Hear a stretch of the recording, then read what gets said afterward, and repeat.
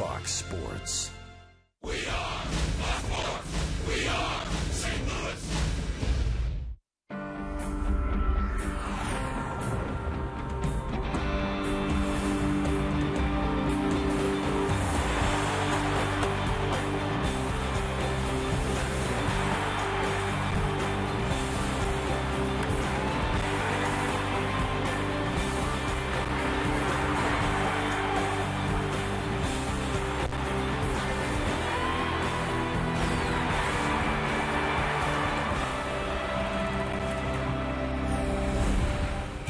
Welcome to St. Louis Cardinals baseball on Fox Sports Midwest. We have overcast skies in St. Louis as the Cardinals close out a 4-game set with the National League West leading Los Angeles Dodgers. Last night, a painful start for Shelby Miller and the Cardinals. The game's second pitch hits him on his pitching elbow. He was forced to leave, and that pressed Jake Westbrook into duty. Long night for the Cardinals, tough night for Jake Westbrook as he was scheduled to pitch here today, and eventually a 13-4 Cardinal loss in Game 3. Glad you're with us. Rick Horton with Al Raboski, and let's get to Shelby Miller. Certainly a rough start for him and a painful one at that. What's the update on his condition? Well, I talked to Shelby a little while ago, and very surprisingly, he feels good. Matter of fact, he played catch today, and he told me he actually feels better today than he did yesterday. So in his mind, he is not going to miss a start, but that's not coming from Mike Matheny or the medical staff just yet. Good news on Shelby Miller. The Cardinals hoping to even the series here tonight. Carlos Martinez gets the start after being recalled from AAA. More on him next.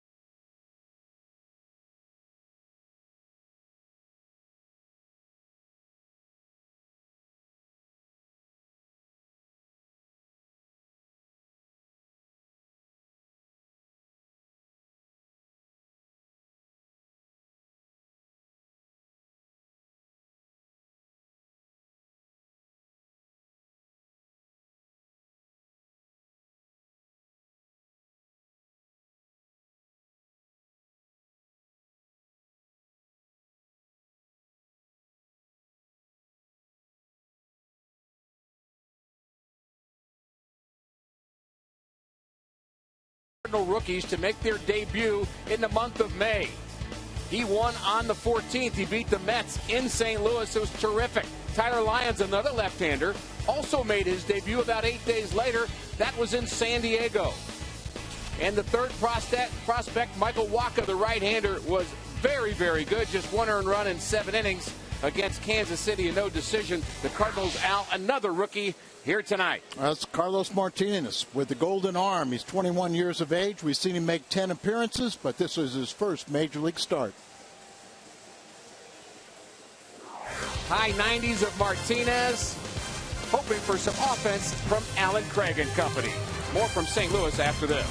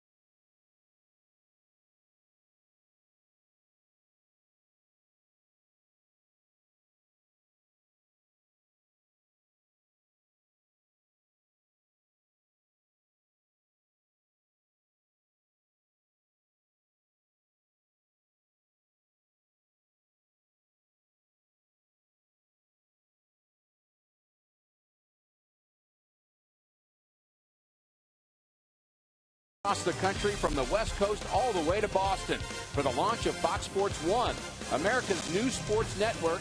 Today they're in Phoenix. With the start of the NFL season just around the corner, they had a chance to visit the Arizona Cardinals training camp, where they connected with new friends along with the Fox Sports robot, Cletus. The girls also visited Chase Field for the Rays Diamondbacks game. Cletus took the field with local Fox Sports Arizona girl Danielle, who had the honor of throwing out the game's first pitch. Fox Sports 1 premieres August 17th. For more photos and video and to follow along with the rest of the journey, visit foxsports.com/road to launch.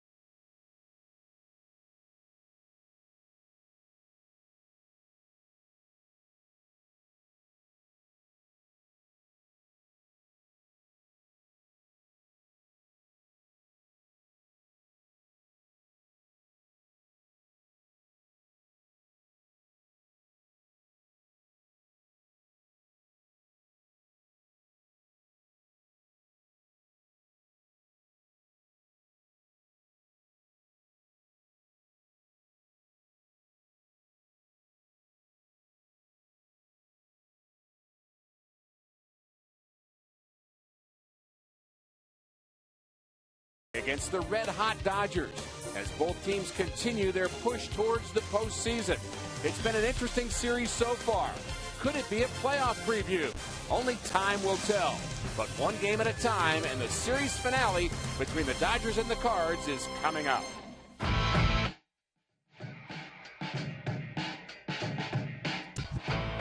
He got him! Shelby Miller just masterful. It's gone! Queen has done it again! Kershaw goes the distance in a shutout.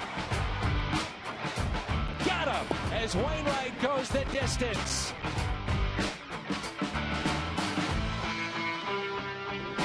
There's a line drive, hooking, and it's fair. Jams Gonzalez. This game is tied. Up the middle, base hit. Here comes Carpenter. The Cardinals grab the early lead. Can fly. He's on his way to third.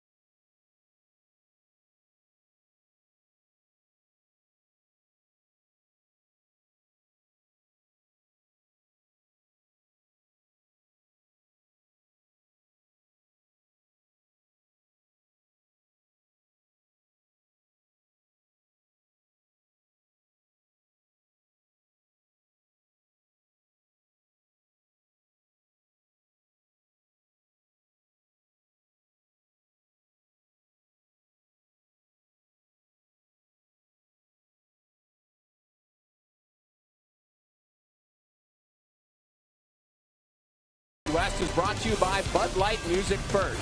It's the sound of history being made. Here we go. See your Mid-America Chevy dealer or log on to stlchevy.com. Dobbs Tire and Auto Centers, #1 for quality tires and expert auto service. Save big money at Menards on all your home improvement needs. And by Steak and Shake, just no equal.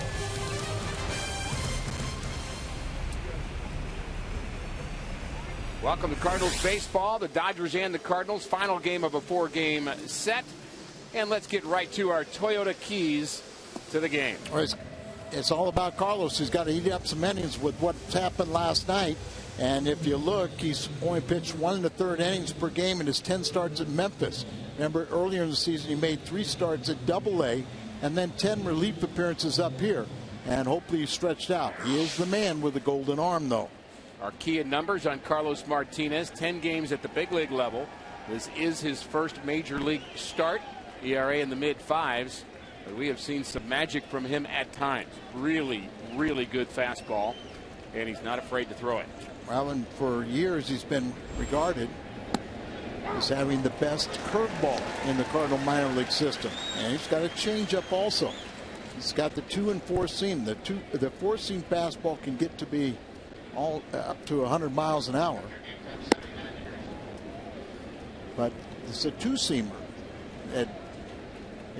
Dennis Martinez, who was a pitching coach in the Cardinal system, talked to him about Carlos. He said he needs to keep on working on the 2 seamer, because you'll watch at times he'll throw that. There's 98. But for a guy that throws this hard, a lot of hitters are able to center it and hit his fastball hard. So keep on working on that 2 seamer to go along with the 4 seam fastball. Behind in the count, 2-1 to Carl Crawford. Just underway here at St. Louis, and he blows that one by him. 4 straight fastballs from Martinez. He'll throw a fastball about 80% of the time. The curve you're talking about, Al, 10%, and the changeup 10%. At least that's what we've seen at the big league level from Carlos. The 2-2. A little flare in the left field. Base hit for Crawford. He had 4 hits here in Game 3. Already seen Carl Crawford. Here's the rest of the Dodgers lineup. Mark Ellis, Adrian Gonzalez, and the rookie Yasiel Puig here in the first. Andre Ethier, A.J. Ellis, Juan Uribe, D. Gordon, the shortstop, and Hyunjin Ryu will pitch for the Dodgers. Our Dobbs Cardinals defense, Holiday, Jay, and Beltran again in the outfield. Cosma and Carpenter up the middle here tonight. David Freese and Craig at the corners, and Rob Johnson getting the start behind the plate for Mike Matheny. Wait a minute, he's a pitcher. Yes, he was a very successful pitcher last night. Struck out every batter he faced. Talking about Rob Johnson, who's now showing his versatility catching today.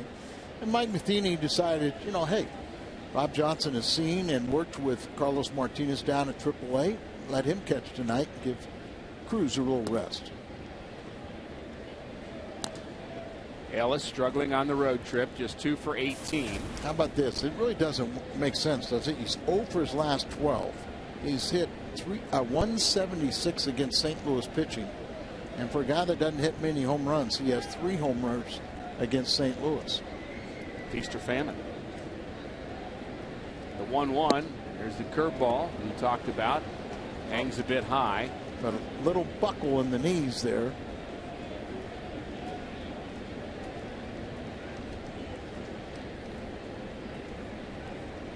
Baby Pedro, in reference to Pedro Martinez, who was about the same size as Carlos. What a pitcher he was. Good fastball right down central at 98. Crawford will run. The Dodgers run a bit more than the Cardinals do. In fact, twice as much. Cardinals with just 28 stolen bases on the season. The Dodgers with 56. Crawford has 11 and 15 attempts at stealing bases. And a healthy lead.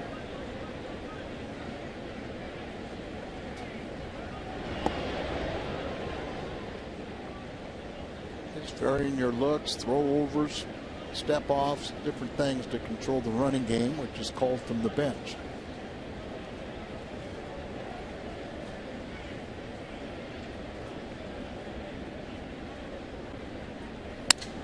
Jams Ellis, this ball hugging the line, and it's a fair ball. David Freese took it right off the chalk and throws out Mark Ellis. What a nice play right there, and I'm sure David, he couldn't wait to determine if that ball is going to go foul.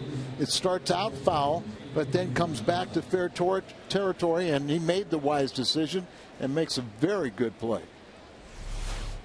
How about that ball? About a foot foul, and then carried all the way back with all the English and spin that ball had on it.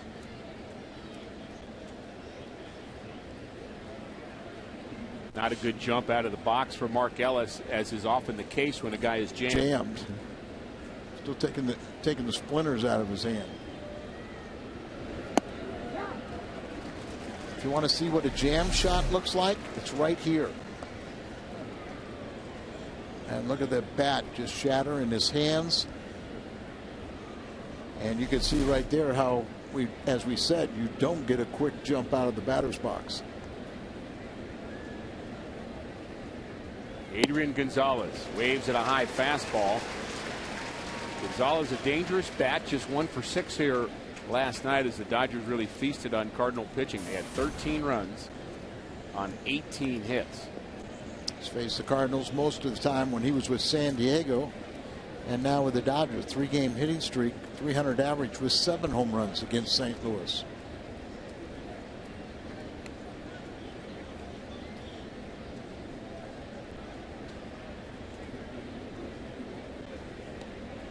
Oh, 0-2 the count to Adrian Gonzalez.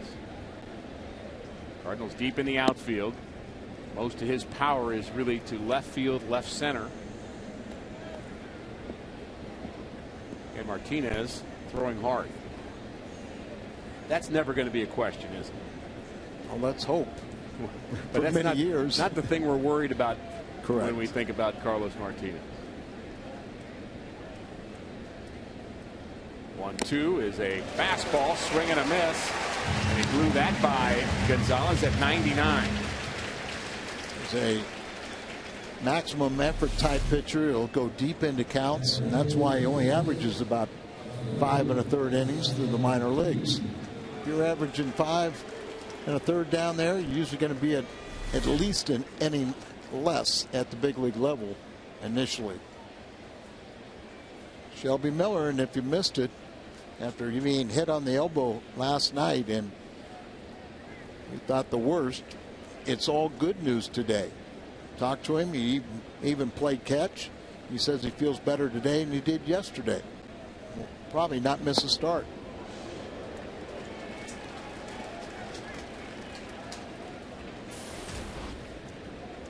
And our open, I said that's not coming from Mike Matheny and the medical staff, but Jim Hayes and his excellent interview with Cardinal General Manager John Mozeliak. John said he probably will make his next start. There you go. Good news. Late swing by Puig. Yasiel Puig, Dodger right fielder. In many people's mind, front runner for the Rookie of the Year in the National League. Shelby Miller certainly in that picture, and so is the Dodger starter today, Hyunjin Ryu. He leads National League rookies with 11 wins, and Ryu is trying to match that total tonight against the Cardinals. Swing and a miss. Another good fastball. Fastball in on the hands, tied him up. Jose Fernandez, another name we should mention, but we understand they're going to shut him down in what, 2 or 3 more starts, something like that. So that will hurt his chances. 1-2 the count to Puig. The pitch jams him left side of the infield. Tough play for Freese. Got to hurry, not in time. He saw that coming. Puig runs well. Infield hit. Crawford to third. Could David Freese have run into that runner? You know, a runner has to give the fielder an opportunity to field the ball. So instead of kind of laying back and waiting for the runner to cross in front of him, could he have stepped up and tried to get into the ball quickly and maybe got the obstruction call? Possibly.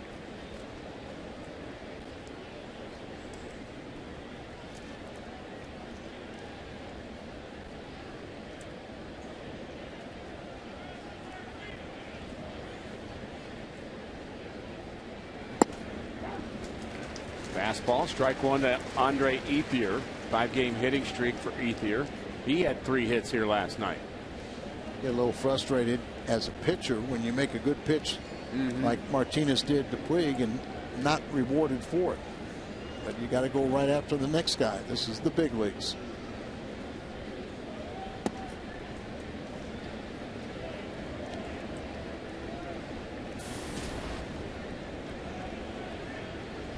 Will say, like the way he's pitching inside tonight.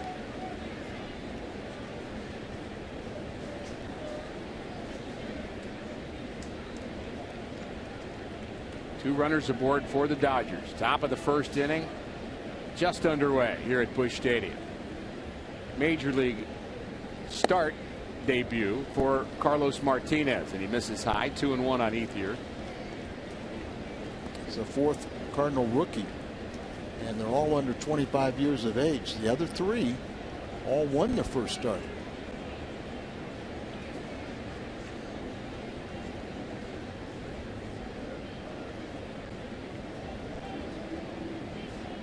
The 2-1. Good fastball outside corner. I'll amend that. Walker should have won his. Remember, the bullpen blew his win, and he got a no decision. But his may have been the best start of all. 7 innings and only 2 hits allowed. And speaking of Waka, the Cardinals have announced that he will be starting on Saturday. More on that as we go along. Right now, 2-2 the count to Ethier, 2 outs, and the Dodgers first. Pitch number 23 for Carlos. Late swing, fouls it off. Runner moving. Puig runs well. 7 stolen bases for him. Out of a reckless runner, that's 7 out of 12 attempts, and they say they runs into a lot of outs. Adrian Gonzalez has saved him a couple times in this series because he was on in front of him and stopped, so he had to stop.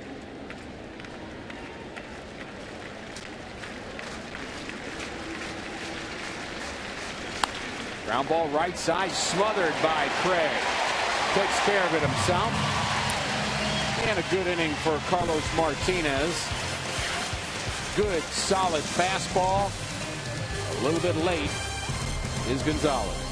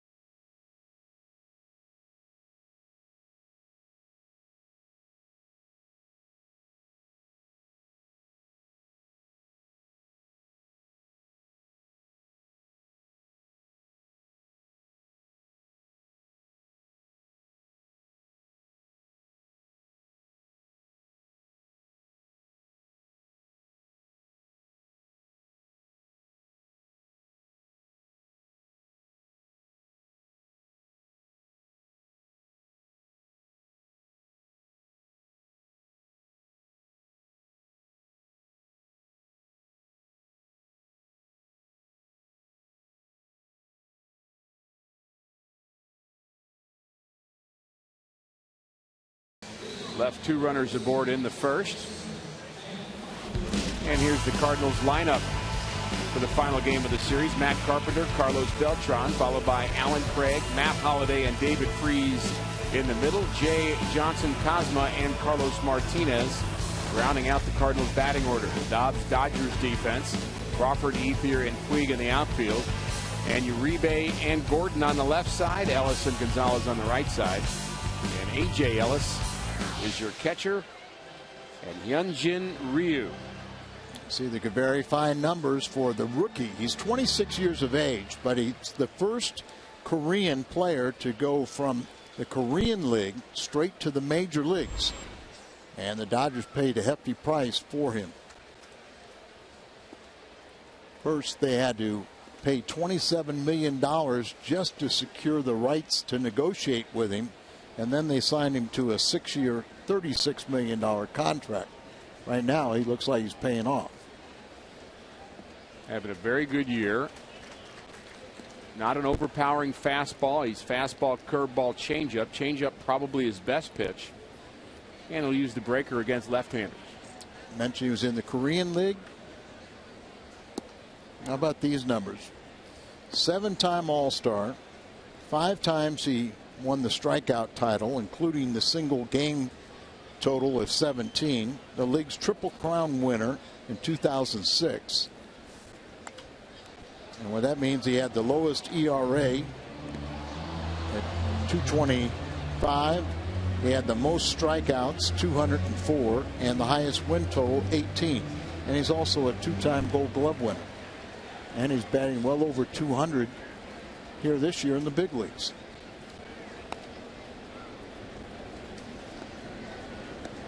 Really paying dividends for the Dodgers. And you'd have to say Matt Carpenter paying dividends for the Cardinals, being in that leadoff spot. Mike Matheny put him there early in this season, and he has not looked back. John Jay has thrived just moving out of the leadoff. A lot of RBIs for Jay, probably the Cardinals' hottest hitter right now, but Matt Carpenter, full body of work, outstanding. Still hitting over 300. Leads the National League in runs scored, doubles, high on-base percentage. Multi-hit games, and really he is not bothered at all when it's a left-handed pitcher on the mound. He was coming off a win in Chicago, but he was kind of a Houdini as he went 5+ innings, gave up 11 hits, but just 2 runs. Hard hit right center field by Carpenter. Puig on the run, and he gets there in time. How many other right fielders would have gotten to that one? He flat out outran that baseball. Had a very good jump, and that ball, he seemed like it was destined to go down and to the wall for an extra basis, and he just glided over there and made it with ease. You watch him when he flips this ball like this. Why, if that ball hits the ground, it should be a hit because he didn't take it out of his glove. By the letter of the law. By the letter of the law, you know.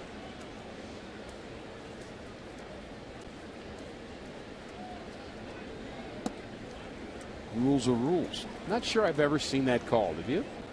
Where outfielder catches the ball, doesn't literally take it out of his glove with his. I'll tell you where I saw it.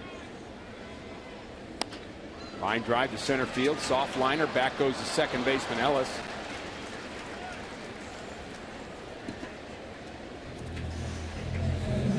Ryu is in a long line, Al, of Dodgers signings of Asian players. Yeah, Peter O'Malley, owner of the Dodgers, started cultivating the Asian market back in around the 80s, and Chan Ho Park was the first one. You know how about Hideo Nomo was a rookie of the year.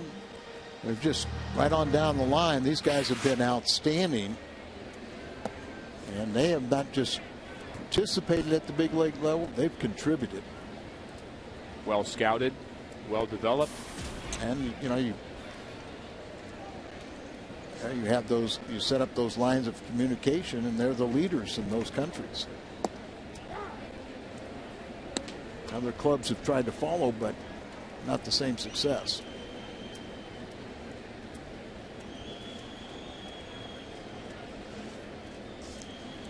Telling you, I've seen that play, Ricky. 1982, going down the stretch, Atlanta Braves. Terry Harper at Atlanta Fulton County Stadium, the left fielder raced towards the left field line, caught a ball in fair territory, went completely to the foul territory, hurdled the fence.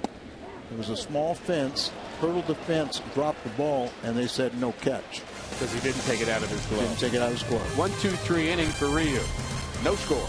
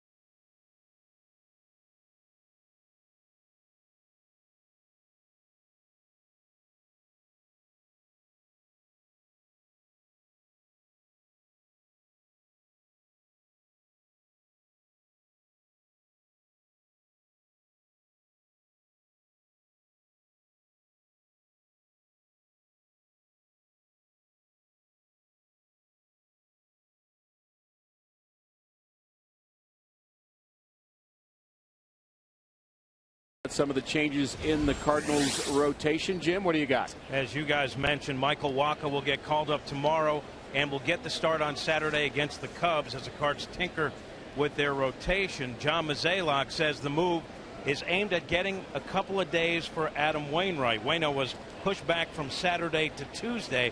Mozeliak says Waino got that extra start before the All-Star break, has been throwing a lot of innings, and they just want to keep him fresh. The side benefit, the Cards will open that 3-game set against the Pirates with their ace, Adam Wainwright, on the hill, guys. All right, thanks, Jim. Cardinals with the opportunity with that off day to give not just Wainwright, but perhaps a Shelby Miller a couple extra days if they want to, depending upon how he reacts and continues to react. But as we mentioned and you and Jim talked about earlier, the news has been good on Shelby. Yeah, it's good on Shelby, so we think he will make the next assignment. But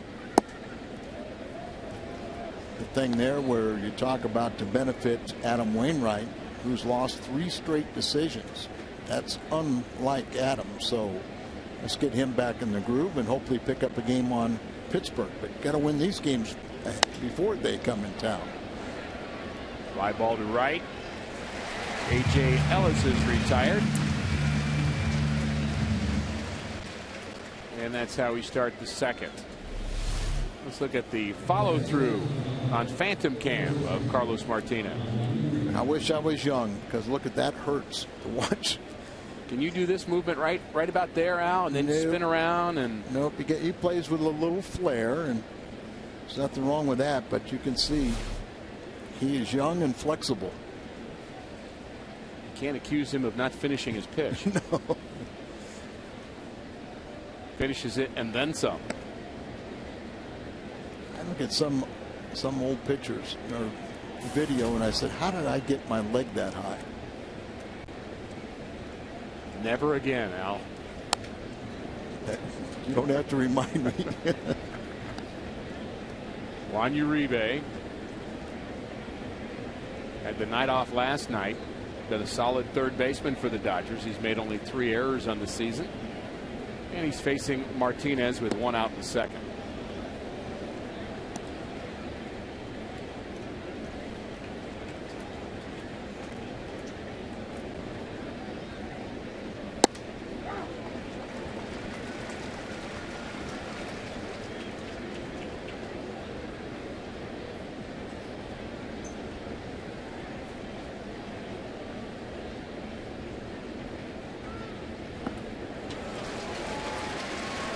Swing and a miss. Uribe strikes out. Let's go back to that play by Puig and Wright. You see him flip it to his center fielder, and here's the crew chief talking to Mark Ellis, and what he's told him right there is if he drops it, it's going to be a live ball. It's not a catch. As Puig is very new to really major league rules and all the nuances of the game. They say he has a tremendous talent level, but very raw. Wondered if Ellis was actually going through an interpreter there. It looked like he called another player over to hear what he was saying to Puig to make sure that the message got through clearly. So message delivered. You think? Well, I didn't say received.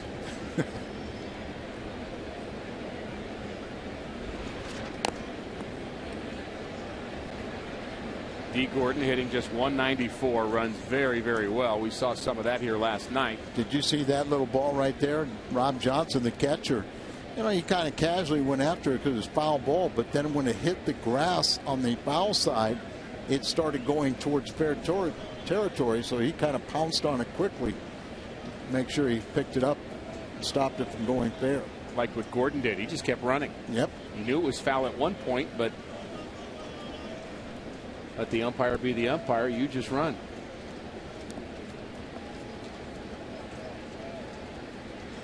Gordon's been up at the big leagues earlier, but it was 2 for 4 last night. Once bounced a breaking ball.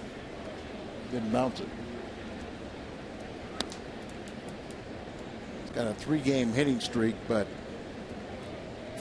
he is not much of a hitter with that 194 average. But if he gets on on base, he is definite threat to steal. Set up inside, pitch inside, jams him. Martinez off balance throw, and perhaps he rushed it a bit. And they hope he didn't hurt himself. So he grabbed and pulled on the toe. He had to rush it with D. Gordon's speed. So I mean, it's one of those things. He didn't have time to set, take a crow hop and throw. He had to throw it off balance. Good thing it didn't go. Alan Craig vacated the bag and didn't allow it to go into the right field area.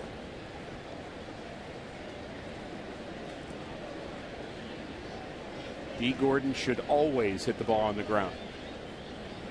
There are no hits in the air for him. Ryu bounces it foul. This time it stays foul. You mentioned Ryu swings the bat well. Looks like he's having a little equipment problem. Swings the bat well. An unorthodox swing, and for 8 years in Korea, 0 at-bats because you don't hit in the Korean baseball organization, the KBO. And here he's 9 for 39, a 231 average with 2 doubles, a triple, 4 RBIs, and 5 sacrifices. There's that shin guard all the way down. That's the equipment part. And then he even has the little padding to protect his left arm and elbow.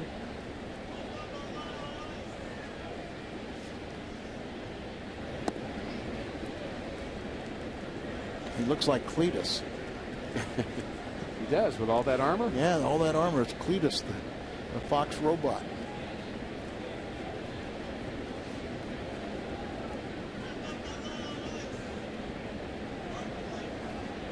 There goes Gordon. Pitch inside. Throw to second base. A bit high. A stolen base for Gordon. That's 6 here in 8 attempts, and I'm sure Rob Johnson and D. Gordon have done battle AAA this year. Both of them in the Pacific Coast League. He was leading the Pacific Coast League in steals at the time of his recent promotion. Kind of a late slide. Yep. He has to hang on to the bag. Saw that last time when he went by the bag. But remember too, though, he's sliding feet first, and a lot of infielders aren't accustomed to putting that glove down to tag a guy sliding feet first. It has spikes.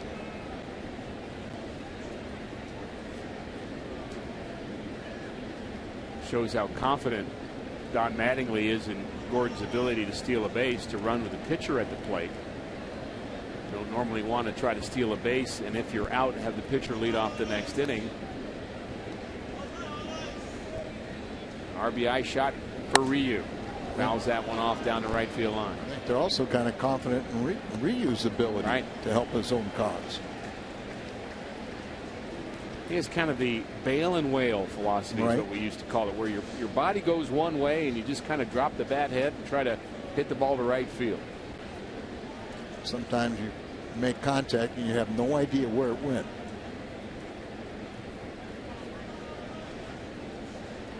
The 2-2.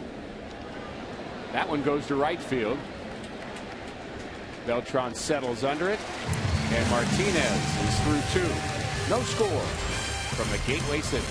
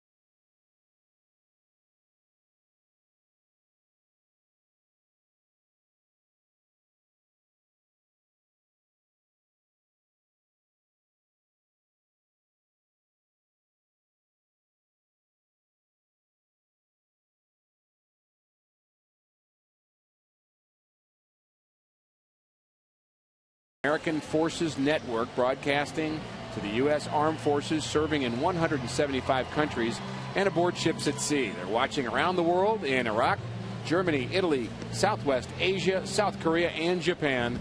We welcome you to the telecast. Glad you're with us. I hope we're friends from the 135th Apache Battalion.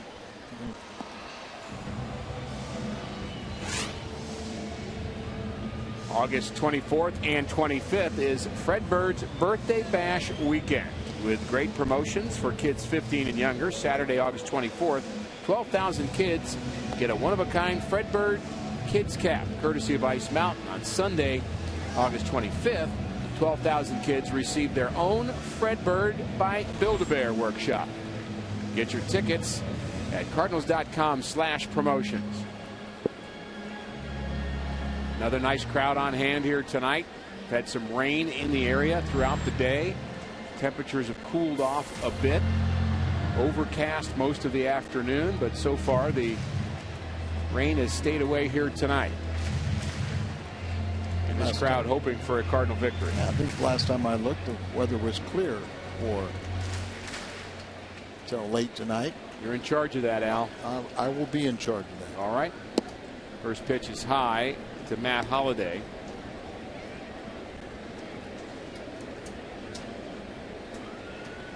Matt with a 5-game hitting streak.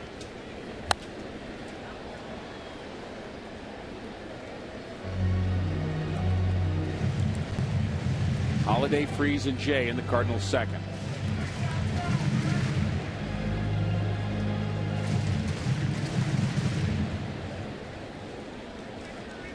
The 1-1.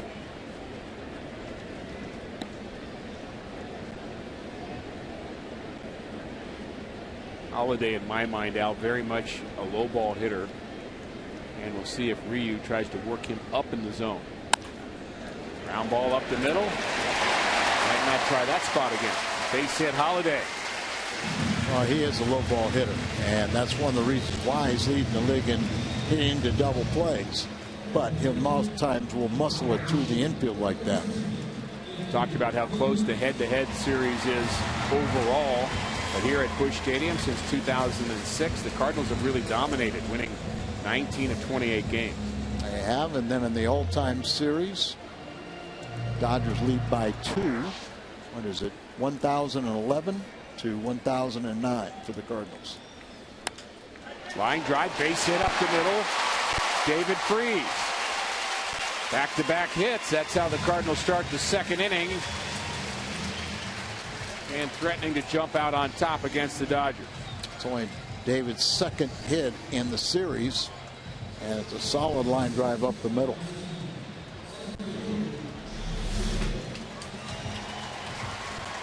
It's right there. Good, nice level swing. Taking it up the middle, just the way Mark McGuire, when he was the hitting coach, and John Mabry, they preach that, and that's what John Mabry and Benji Molina think now. Take the ball up the middle. You'll keep a lot more balls fair. John Jay, perhaps the hottest Cardinal, 8 for his last 17. Having a good August, too. Second in the National League in hits in August. Checks out a potential sign from Jose Oquendo and digs in. Good curveball from Ryu. Ricky, I think offensively, all the guys have to do what they did the first half, except John Jay, Holliday, and Freese. They need to pick up the pace, be a little bit more like their career numbers are, and then the Cardinal offense will be even better. About a month ago, Mike Matheny was asked about why the Cardinals are not hitting left-handers very well. And his answer really was, we're going to get more production. We should hit left-handers. We'll get more production from Holliday and Freese, the two that are aboard now. And you're thinking about Alan Craig and Molina. There's all the components there. Hard hit to left, slicing down the left field line and out of play. And that number has improved a little bit since Mike was making that statement.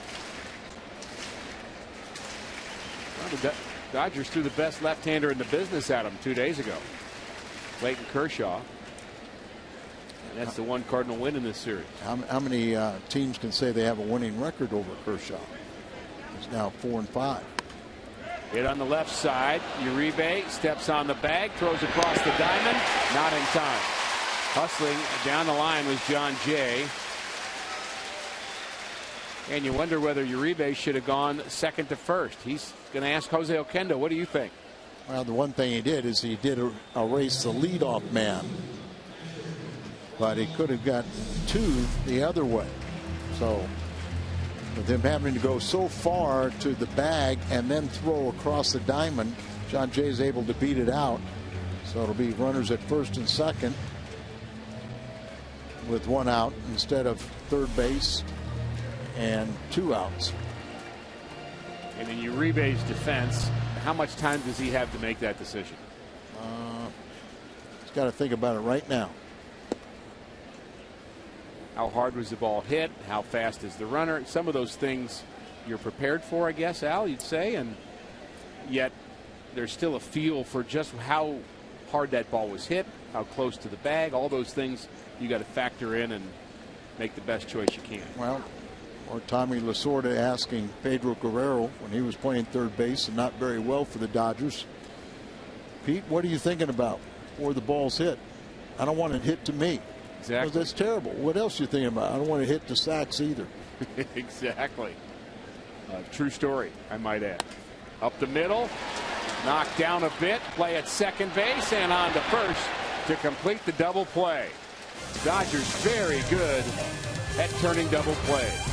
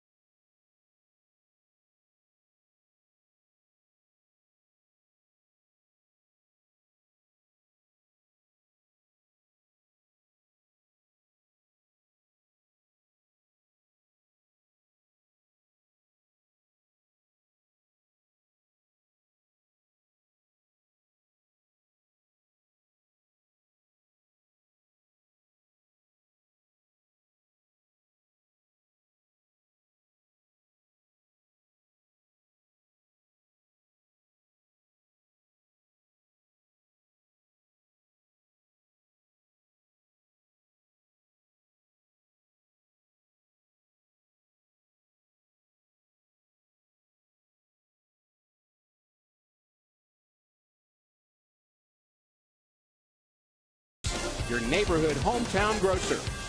And go big at a participating Jack in the Box with Jack's really big chicken sandwich combos for only $3.99 plus tax. 2 rookie pitchers going at it here tonight at Busch Stadium. And nothing but zeros so far. Top of the order for the Dodgers. It'll be Carl Crawford, Mark Ellis, and Adrian Gonzalez facing Martinez. So far, so good.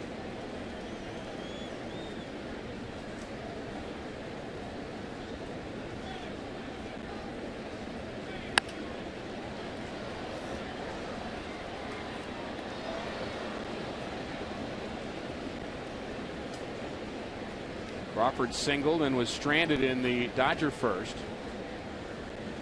High pitch count in that inning for Martinez, who settled down in the second with the bottom of the Dodgers order, and just hope maybe he can keep that pitch count as low as possible and get past that 5th inning, Al, as you talked about. Yeah, it's just ground ball, second base, tough play on the run, not in time.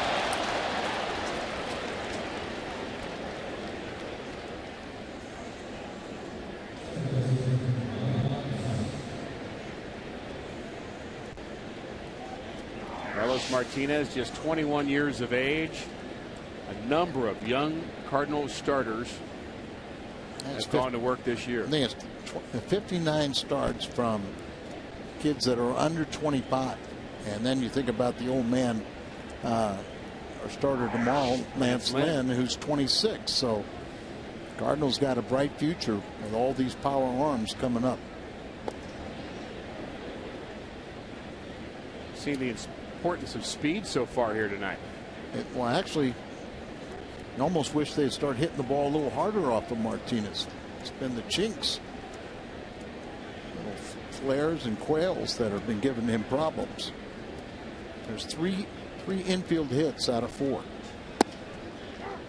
Good fastball at the knees to Mark Ellis. Crawford a threat to steal. 4 for 5 last night, and he's 2 for 2 already here tonight.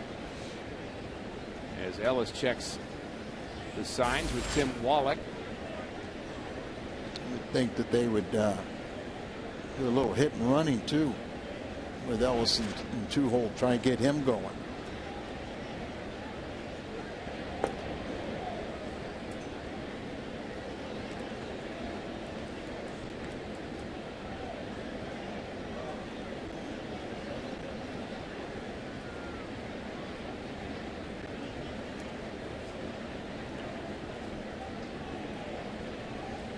Rob Johnson working behind the plate for the Cardinals. A little flare to right. Crawford thinking about 3. Here's the throw for Beltran on the money and not in time.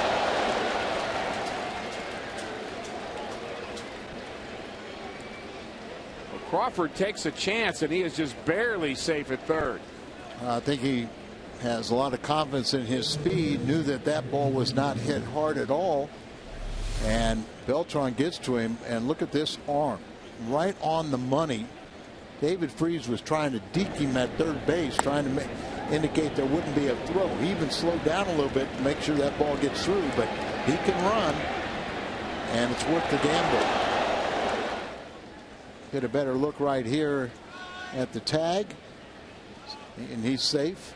See how David Freese was standing there trying to act like it wouldn't be a play. Fly ball to left. This should score a run. Back goes Holiday. He's got it.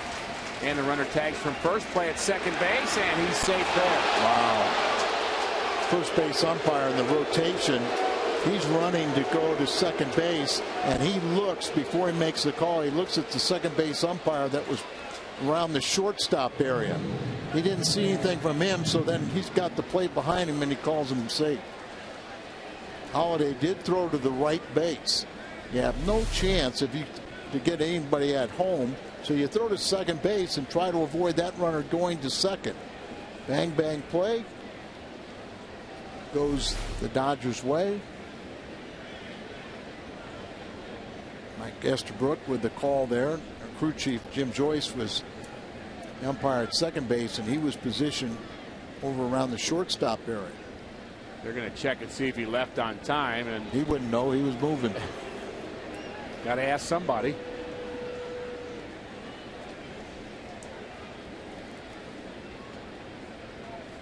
Says if Mike Matheny is not fully convinced of that.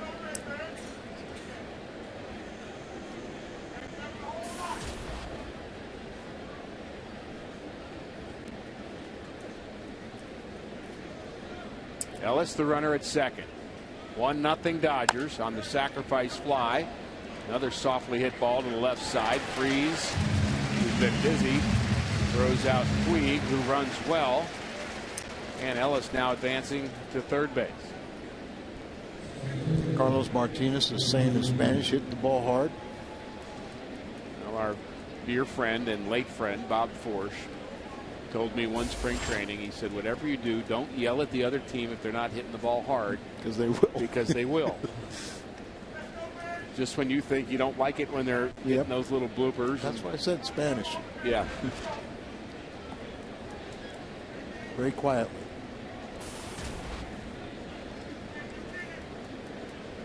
I think everybody who's ever played the game of baseball knows the Spanish word for line drive. Niña. Well, Yes. the two of us know. In fact, that's one of those words that we would drop in normal conversation. Just the Spanish word. We'd say línea and just wouldn't miss a beat. So used to using that word. Yeah, if the Cardinal batter was up, we'd say Petacalle. Or the street is what that's actually translated, Right. but it means home run. Petacalle. Not many Petacalles for the Cardinals this year. Really has not defined their offense. But it's been very productive. Sure have. And a fun team to watch all season long. With the exception of last night. Yeah. All season except last night. Good point. Andre Ethier, 3-0 count. Pitch number 57 from Martinez is the high strike.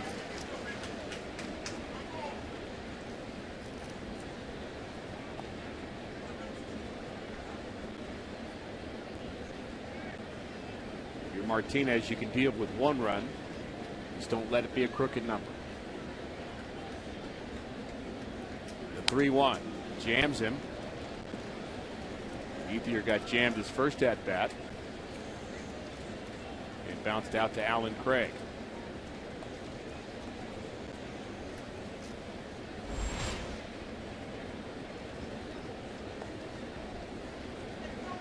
.41 pitches, 95 miles an hour or more. And 58 total. The 3-2. Late swing. Watch out.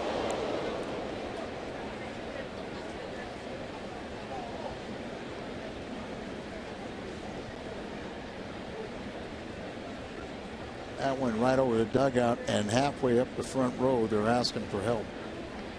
Or, excuse me, the stands.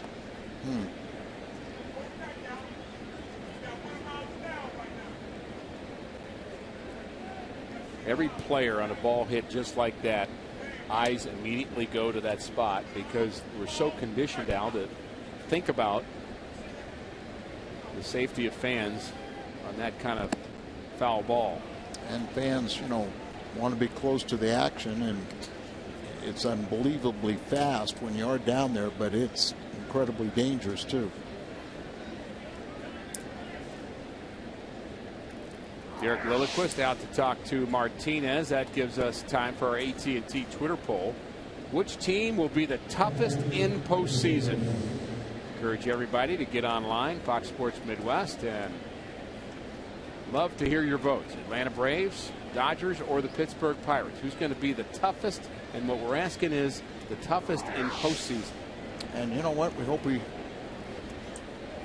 play two of those National League clubs and show you that they really weren't that tough. And then take on the American League champion. Sounds like a plan to me. And pick up World Series number 12 championship for the Cardinals.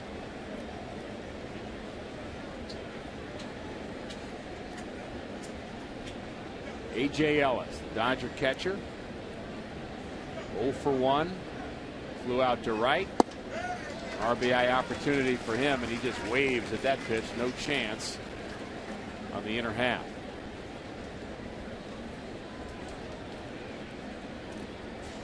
Ellis, as we've mentioned in this series, Al, a lot of deep counts. Sees more pitches than anybody. Almost, what, 5 pitches at bat? Make that pitcher work. 1-1. Just inside, 2-1.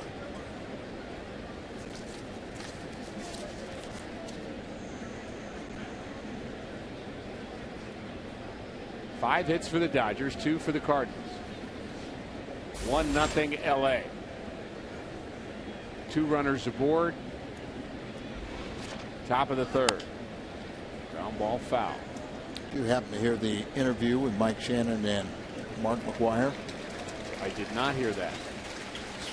Very, very nice, as Mark was talking about the tough decision to leave the Cardinal organization and, you know, take the job with the Dodgers, which allows him to be at home with, you know, live in his own house and you know, drive to work to Dodger Stadium and be with the family and everything. But how much he misses and how complimentary he was to all the Cardinal players that he worked with here and the young pitchers that he's really enjoying to see at their success, and guys he worked with, and now that they've taken it to another level and keep on going. He loves what he's doing right now. And Cardinals still have the best offense in the National League, and the Dodgers are second in batting average to the Cardinals. Big pitch here, and he misses high, so back-to-back walks with 2 outs for Carlos Martinez. And he's just asking for trouble here in the 3rd inning. Pitch count starting to elevate a bit. Now he's at 66. Working here in the 3rd. And he'll face Juan Uribe. Struck out in the 2nd inning. 2 walks, 2 strikeouts for Martinez. Curveball is bounced foul to the right side, and it's going to stay foul. Strike 1.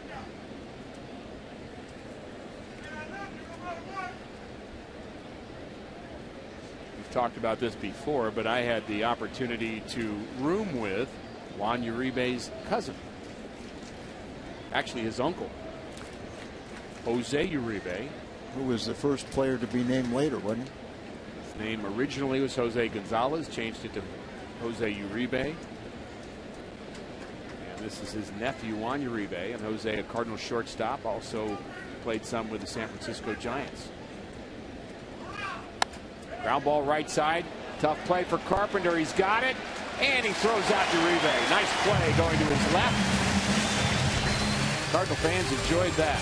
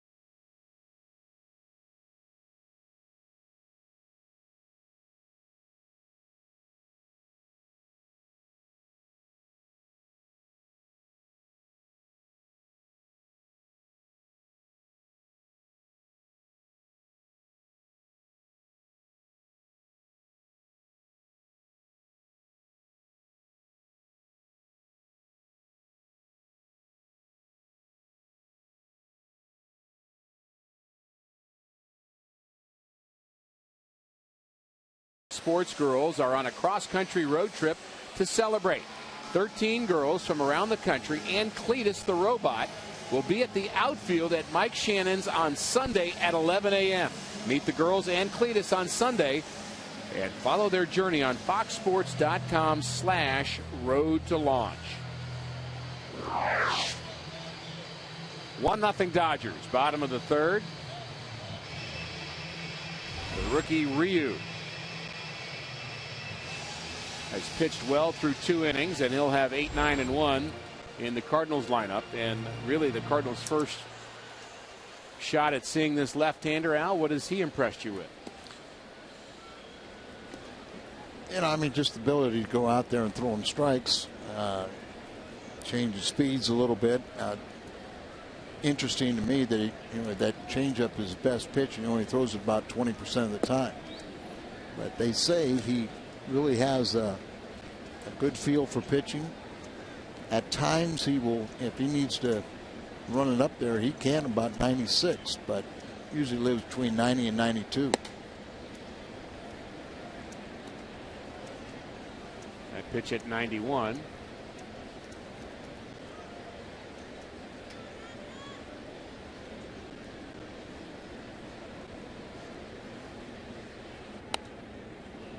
Cosmo fouls it straight back. Cosmo at 234, and really coming out of spring training, the kind of the classic mantra about Pete Cosmo is if he could play a steady shortstop and hit 250, we'd be happy. And I think he may do that before it's said and done, but that won't help. He strikes out to lead off the third. Ryu on the list of the top rookie win leaders in Major League Baseball. Here's a look at the top 5, and what do they all have in common? They're all in the National League. Absolutely. All have potentially golden arms, pay him a lot of money. Ryu trying to match Shelby Miller with 11 wins. Biggest rookie winner in the American League is only 7.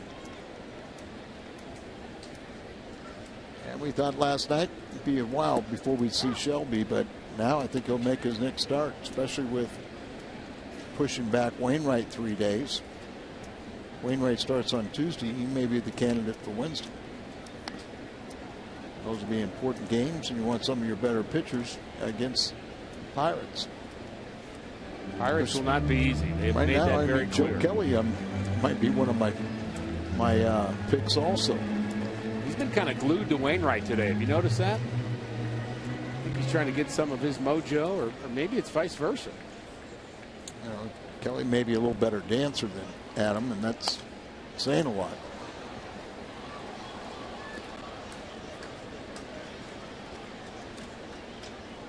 Joe Kelly has been so good since getting into that Cardinal rotation. A lot of confidence on his night to pitch. The 1-2 is swing and a miss. Wild swing by Carlos Martinez. I love the story about MLB.TV celebrates 11 years. Catch the rest of the 2013 season in HD quality. Watch every out-of-market game live on over 350 mobile and connected devices. Visit MLB.TV today. MLB.TV, baseball everywhere. Al? I love the story about Joe Kelly and Shelby Shelby Miller. They're both in the same draft class. Shelby #1, and Joe Kelly went up to him, and they're very good friends, best of friends. But this may have started with this. He goes, "You may be the #1, but I'm the better pitcher." So he might have came with a little confidence even back then. That's not unusual, especially for a California guy.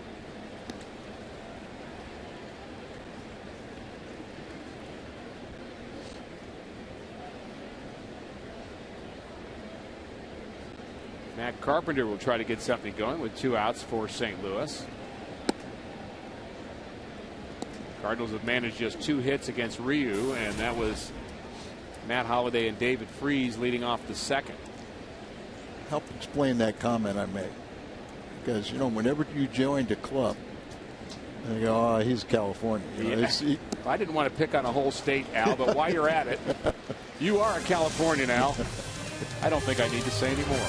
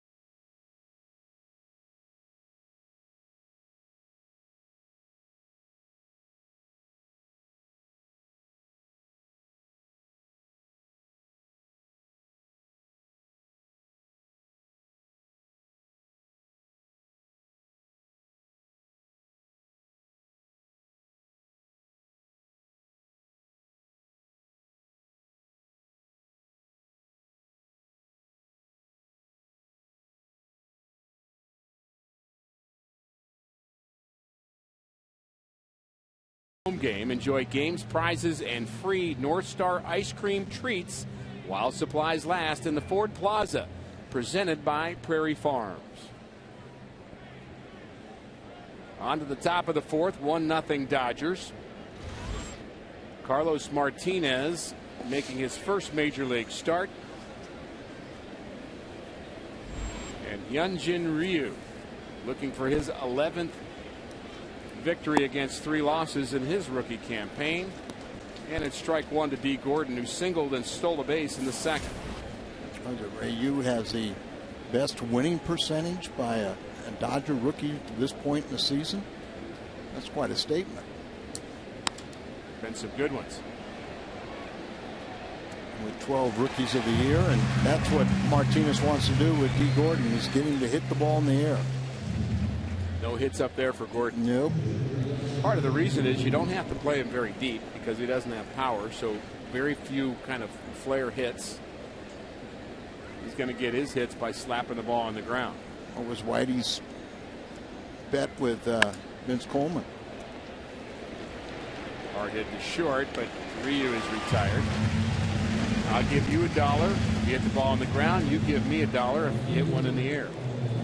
Might have been $5. I think Whitey worked out the deal, so it was good for him. You got a couple dollars if you hit it in the air, but the point was he wanted to make some money, and he was going to make some money and did by hitting the ball on the ground and utilizing his speed.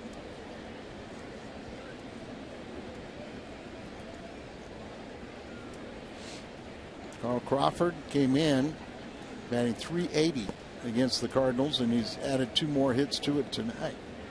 He was 4 for 5 last night, so Cardinals have to figure out a different way to pitch it. Really done a nice job of going the other way, but he hits this one to center field in the air, and if it comes down, he's out.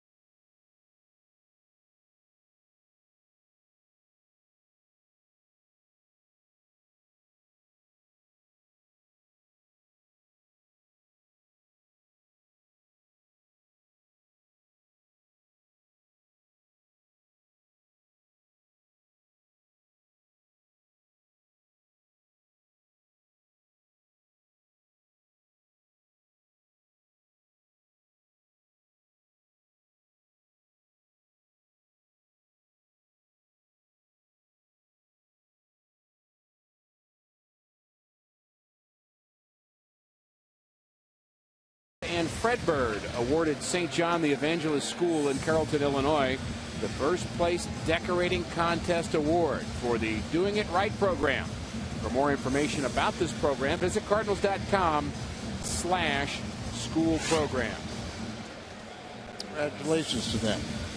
You'll be amazed, Ricky, how well decorated some of these schools are that Fred Bird goes to, and it's a nice little award if you're the winning school. School programs, obviously something dear to your heart, Al.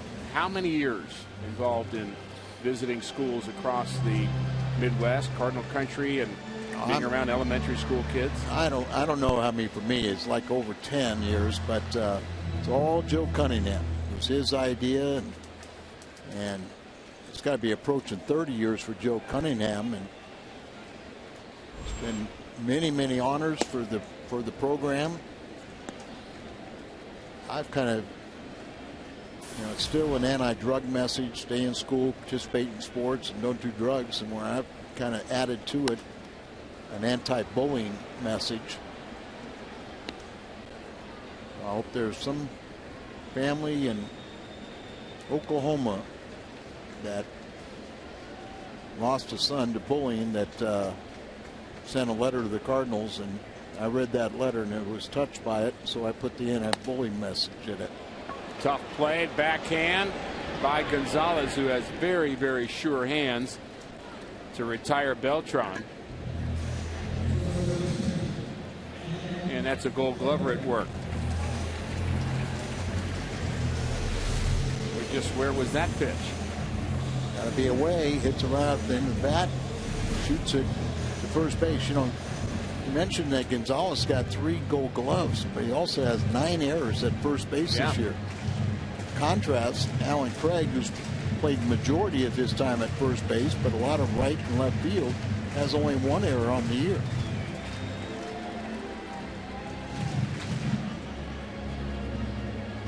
Alan Craig's turn. 321 batting average, 5th in the National League. 11 homers, 86 RBIs. Still a great total of RBIs, but that pace is really slowed.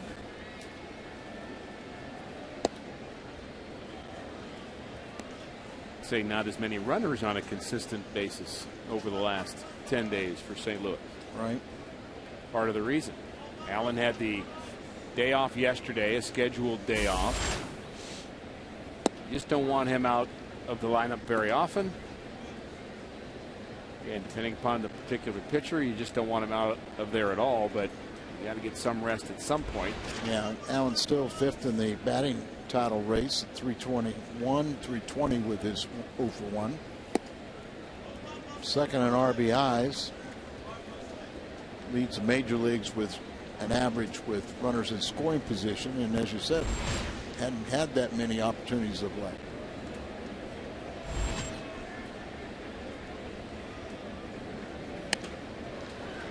One hopper to Gordon. Craig retired. 2 quick outs for the Cardinals, and Ryu has retired 7 straight.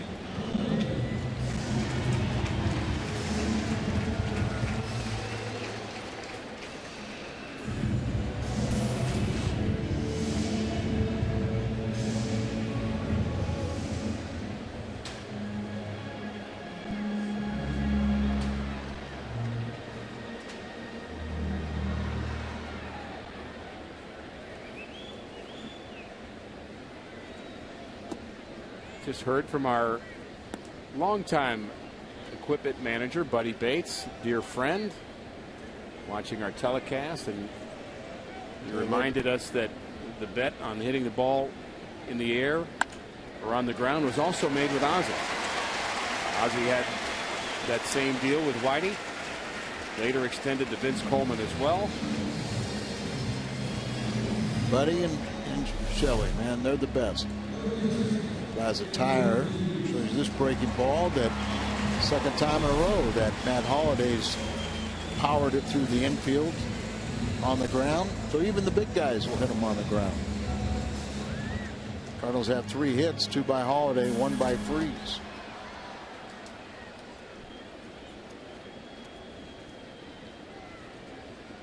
Tell you, the guys that take care of the players do an outstanding job. Rip Rowan, now in charge of the crew, handles all the clubhouse duties for the Cardinals, and there's so many things that are involved in that. Their equipment, their food, their lockers, helping them with incidentals, travel, you name it.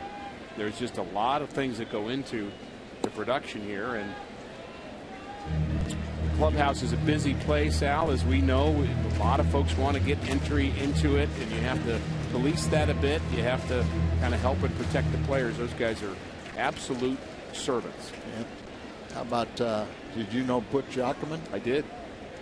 You would add him right at the end. But Butchie at one time was either the bat boy or equipment manager for every championship team the Cardinals had. That would probably be up to 82. When was your first year? 84. Then it had to be after 85 then. Well, but I was in spring training that year, and I think that's where I had him, 82 and 83. Well, but it still would be if he won in 82 and he was still around.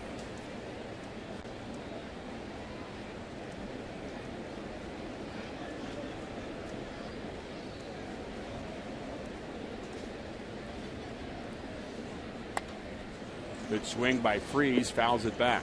Butch Yachman ran the clubhouse, and he's not a big man by any sense of the word, but one time Bernie Carver was giving him a hard time, and he says, Bernie, I was here before you, and I will be here after you.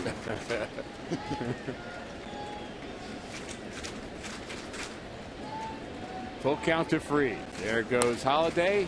Up the middle, base hit past the diving Ellis in the center field. Holiday to third. And the throw gets away. Here comes Holiday. And he scores. Careless play by the Dodgers. And the Cardinals capitalize.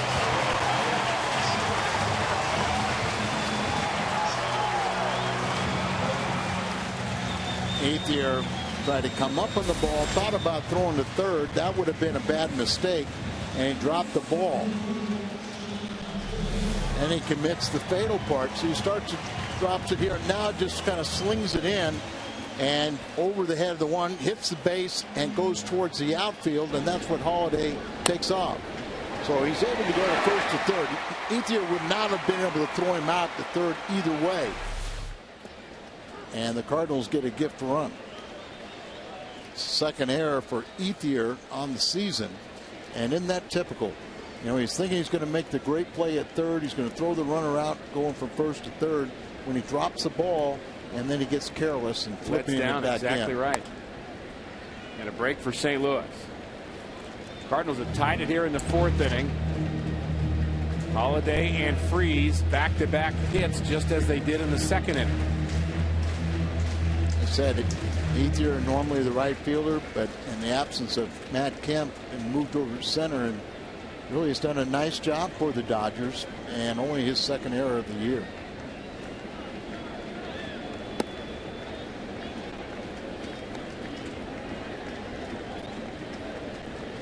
Good ball game going here tonight. 5 hits for the Dodgers, 4 for the Cardinals. Cardinals are going to have to win this game to stay 3 games behind the Pirates, who won this afternoon. They are red hot, aren't they? With the Marlins being very careless. A couple innings, errors in the 9th inning, I think, led to the winning run.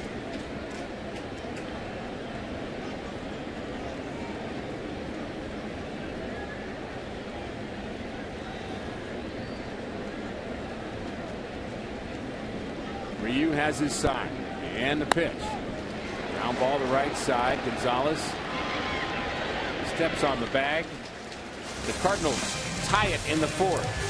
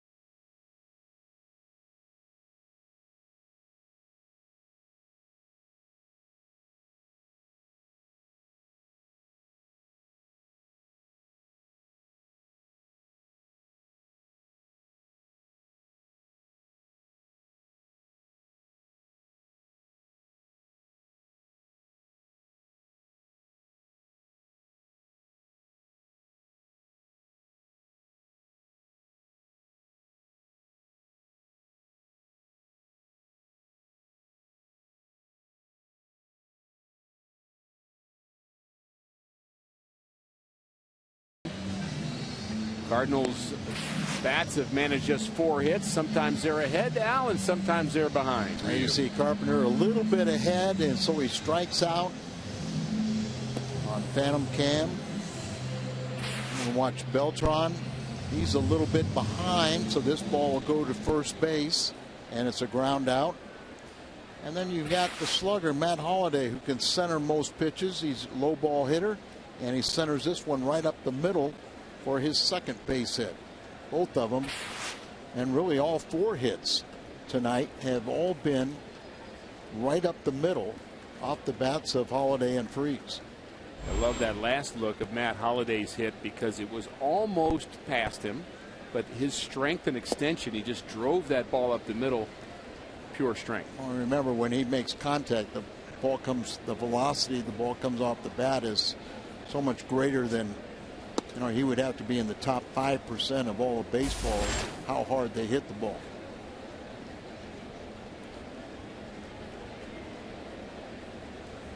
Fifth inning of work for Carlos Martinez. First major league start. And he's 3-0 on Mark Ellis. Had a good fourth inning. Saved that pitch count a little bit as he's retired 4 in a row.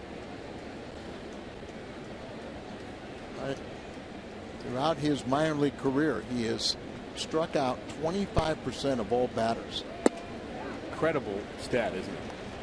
25% of every, and that's throughout the career. And I mean, it's not 1 year.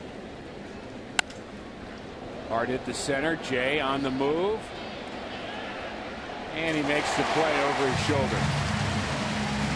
Ball hung up. And a nice route and a nice play. Yeah, and the way he went after that ball, you knew that he felt very comfortable that he was going to get to it. It's very much under control and reaches up the last second, hauls it in. Fun day with those pretty pitchers.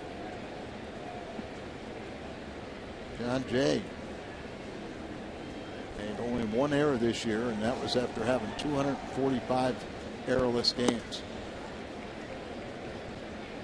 We mentioned it a couple of times, but the Cardinal manager holds the National League record for the most errorless games for a catcher at 252. It's pretty incredible at any position, but think about a catcher. Oh.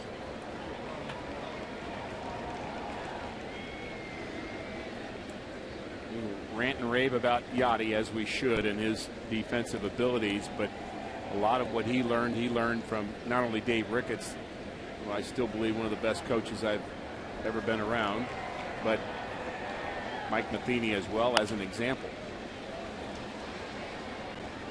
Mike really, you know, he remembered catchers, some that helped him and some that tried to sabotage him, and he chose to do it the right way, and that's to help a guy that's going to come up and take your job away from you. And then in spring training, he challenged all of his players to be that kind of guy, and even guys that, and they all bought into it. You know, I mean, that's one of the reasons why we want Beltran back next year, because he's such a leader.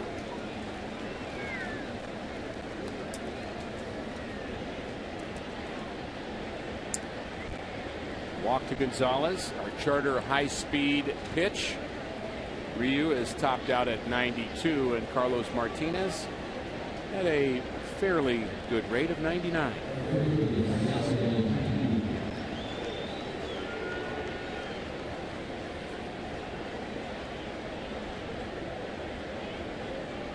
Yasiel Puig, infield hit in the first, bounced out to David Freese in the third. Puig walked 3 times last night, something that he's not done a lot of, but his on-base percentage, because his average is so high, is over 400. He's extended his hitting streak tonight to 7 games. He is 4 for 12 against the Cardinals in this series.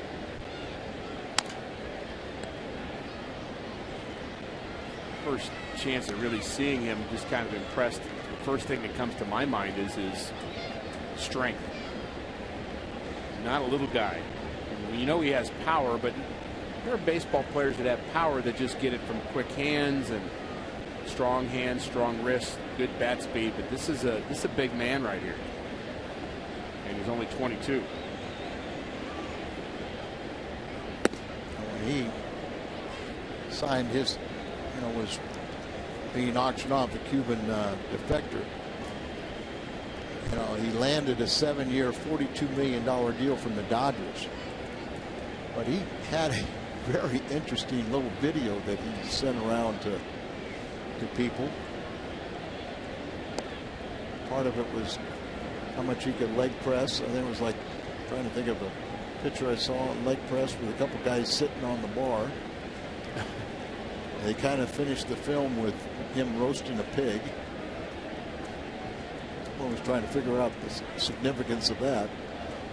Showing his versatility, I guess. 5-tool player and a good shot. He hit .517 in spring training.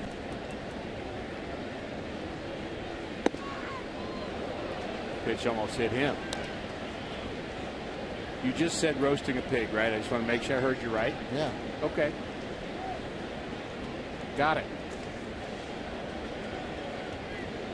I'm playing down in the Dominican for Licey, and the ownership there was outstanding to the players. Base hit to left for Puig. 2 Dodgers aboard in the 5th. And they would, try to keep everybody happy around the holidays. And I remember they invited all the Americans to the beach house. As you see, Puig's second hit gets it through the left side. And around Thanksgiving, they invited all the Americans to a beach house, had a big party, and they roasted a pig. And Jim Campanis was on that ball club, and little Jim was running around about 3 years of age, and he had something in his mouth. And Brenda, his wife, and Jim were a little concerned, like, what do you have? And one of the owners said, oh, don't worry, we gave him the delicacy. We gave him the delicacy. I'm afraid to ask. The eye of the pig. Oh, boy. I have never heard that story before, Al. And I want to be on record as saying I never want to hear it again. And it's true. Okay. 1-0 on Ethier. Ground ball handled by Craig. Gets the runner at second, but that's going to be it as he takes a chance to get the middle runner. Puig. Gonzalez advances to third. And a nice play by Alan Craig. Nice play, gutsy play. Sure was. And that's part of it. You got to be able to have confidence in yourself and throwing ability. You got a speedy runner going down there and a big guy target. So Cosma, you could have very easily thrown that away. You got to throw it high enough. Looked like they had time, but Cosma, I don't think he wanted to throw the moving targets, either Craig or Martinez covering. They got there. He did. And if he would have thrown it over the bag, I'm sure it would have been caught. Now A.J. Ellis. You mentioned Martinez pitching inside. He has not been afraid to go in on these right-handed batters. And that's if you do that, if you pitch inside consistently, that's one of the common denominators of a winner. This will be pitch number 94 for Martinez. And it's a strike on that inside corner. And what we worry about is, is can he get, through a game with a few pitches, Seth Maness getting loose in the Cardinals bullpen. Martinez set to hit third in the bottom of the 5th. He's going to hopefully get through this inning, but there you go. It's 5 innings and fly. And it's tough to a young kid psyche if the only thing he can get is a no decision. The best thing he can get is a no decision.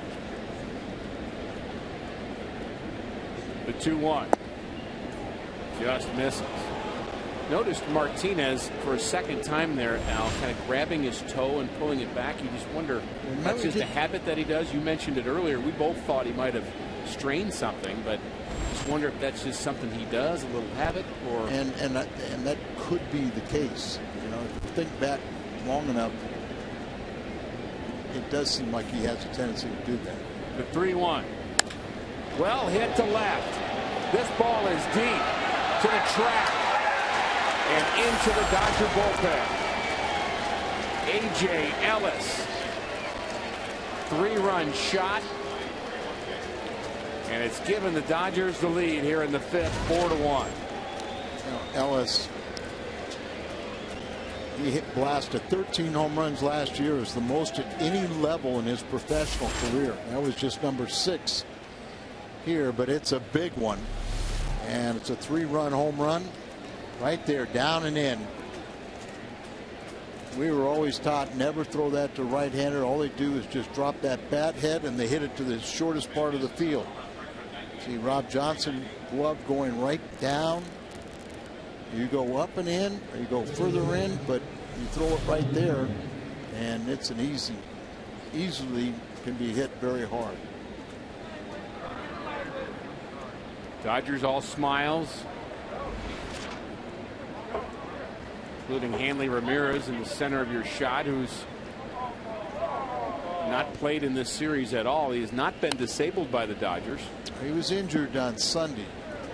He went into the stands in a foul ball, and right up against the stands, a low railing, and fell in and hurt his shoulder. But with Puig coming to the big leagues, Hanley Ramirez coming off the DL, he is energized and he is playing good baseball. And now Carlos Martinez got a cramp in his finger. It's like his pointer finger. He's remember a couple years ago those guys had it with a curveball, like Wainwright and everything, hit that little tendon.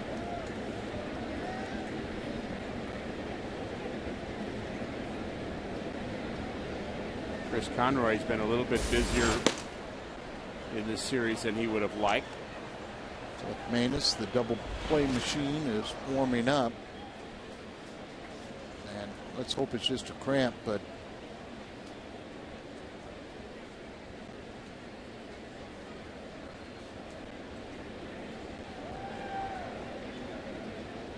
probably coming out of this game either way, wouldn't you say? I think so. They're really doing a lot to try to manipulate it out, whatever it is, whether it's a cramp or something in his finger. And see if that isn't Wainwright. Talk to him about it, because he had that experience a couple years ago.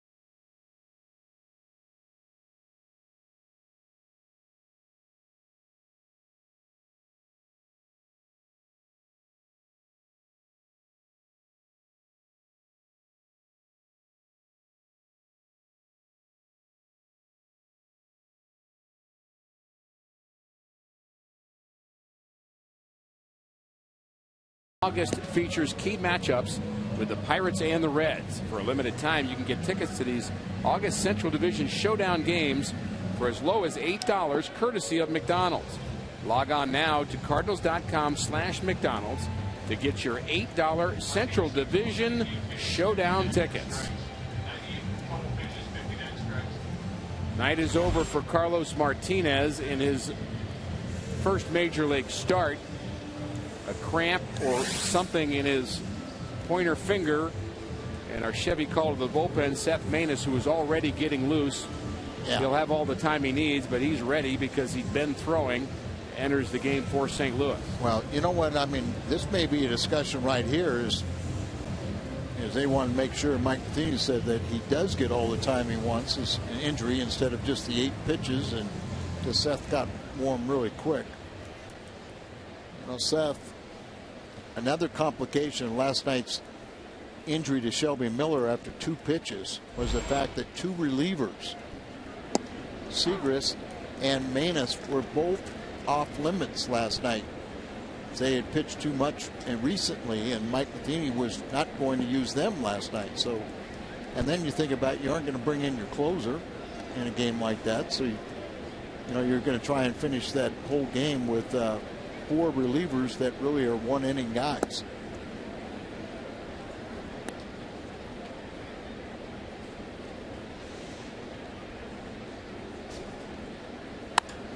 Maness gets a ground ball. Carlos Martinez, an injury perhaps to his finger. We'll have to wait and hear how that plays out. A cramp, a pain of some sort. He's out of this game, and he trails the Dodgers 4-1.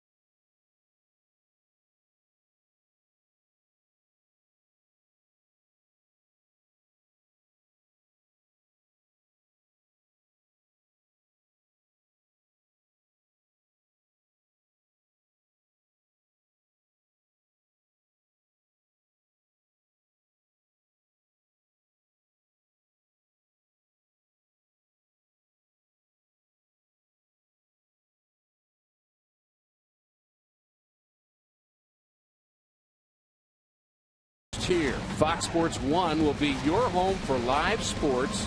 Shows like Crowd Goes Wild, Fox Football Daily, and Fox Sports Live. The news and highlights shows that fans have been waiting for. America's new sports network, Fox Sports 1, premieres August 17th. I don't mean to make this sound like I'm being cruel, because you know we are concerned about Carlos Martinez, but I think this was going to be just one start, and he was going to be sent back down, and that's how you make the transaction to get Wacha up here for his Saturday start. Cardinals will have to make room somehow for Wacha on Saturday. And the fact, you know, I think because of the injury to Shelby and the fact that tonight's starter Jake Westbrook had to pitch in emergency relief last night, that this was kind of a one-start deal. But then they're bringing up Waka on Saturday to kind of give some extra days rest to the rotation, and particularly Wainwright.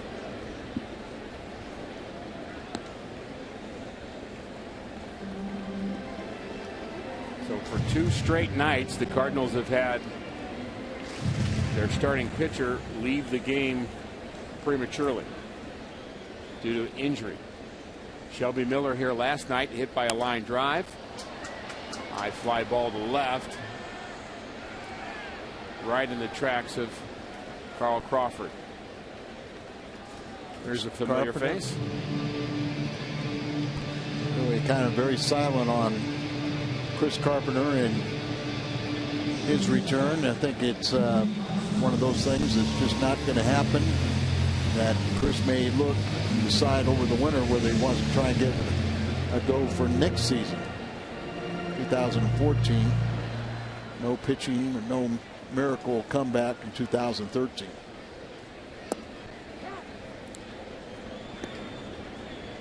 Not to say there wasn't an awful lot of effort to try, though. Oh, there was a lot of effort, but once again, those 2 rehabs, all of a sudden the numbness coming back, and numbness coming back in the hands, so you kind of figure that if he keeps on throwing, it'll eventually go back in the shoulder. And then all of a sudden there's some doctors saying that, hey, there is a possibility that you could lose normal function of that arm, and you do have to weigh that.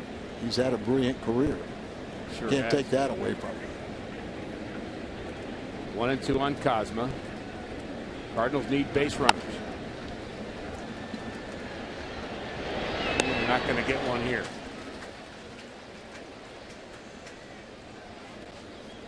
2 outs for Ryu in the Cardinals' 5th.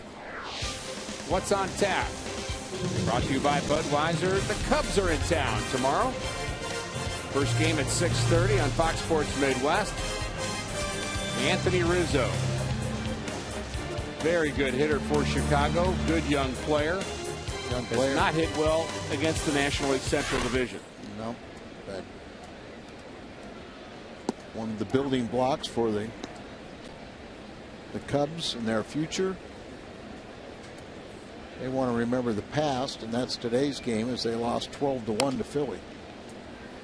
They're probably already in town, and it's hard to believe Jeff Samardzija is, looks like 6-11.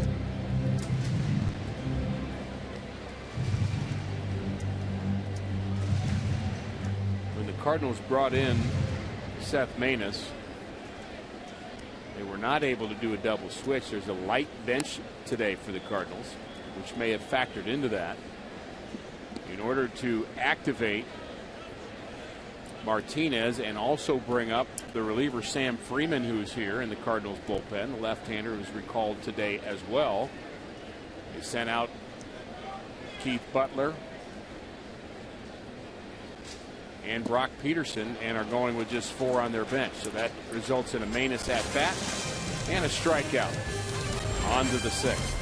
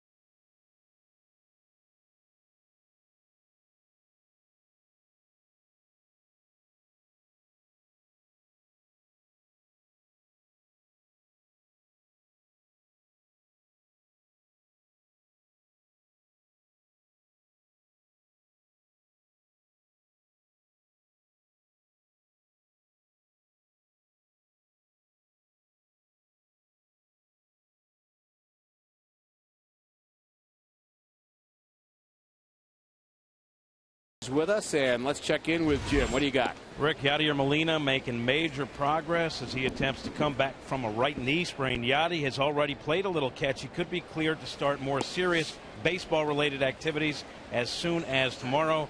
Yadi eligible to come off the DL on the 15th. He says he will be ready to play. John Mozeliak was on the pregame show. He said the inflammation around Yadi's knee is almost gone. He also thinks Yadi will be ready to go on the 15th. And guys, that would be a huge lift for the Cardinals. Thanks, Jim. You bet it would. Yadi, a big part of this team. Most certainly the team's most valuable player. Try our new Egg White Delight McMuffin. Only 250 calories only at McDonald's. Yeah, I don't think there's any doubt that things go according to plan, that Yadi will be available. And it was a sound plan, you know, with the MRI was the same as the one earlier, just showing that increased inflammation. So really kind of shut him down from baseball activities for a week, and now he can slowly start training his batting eye back, start getting into some baseball activities the final week, and be ready to play on the 15th. First you had to let that rest and get the swelling out of the area. Cardinals could use his presence. And I think you're going to see that when he does come back, you know, that he'll get a little more time, a little more rest. Gordon hits the ball on the ground. We get to see him run, but he's out.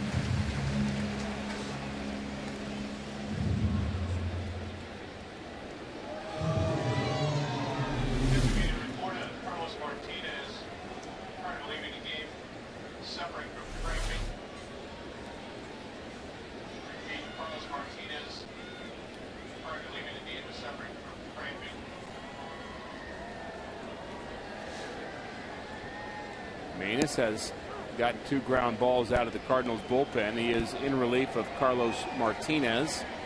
And the report on Martinez is that he was suffering from cramping. And we talked about him, Al, early in the game, a couple of different times, going to his foot. Maybe that's related, maybe it's not. You have to think about that, because it looked like he was, whether he was either pulling on the finger or it appeared to be the toe, trying to, where maybe had a little cramping in the legs earlier, but something that is not going to be a permanent or any kind of injury, just sort of a preparation. How would these guys have played in the, you know, like Shelby's came out 2 games with cramping. They do that on the turf.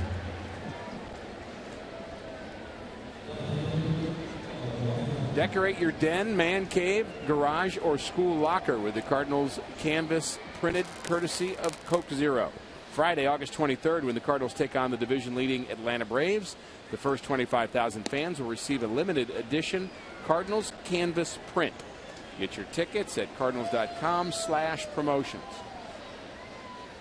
Really has not been an overly hot summer in St. Louis. And there's been a couple night games.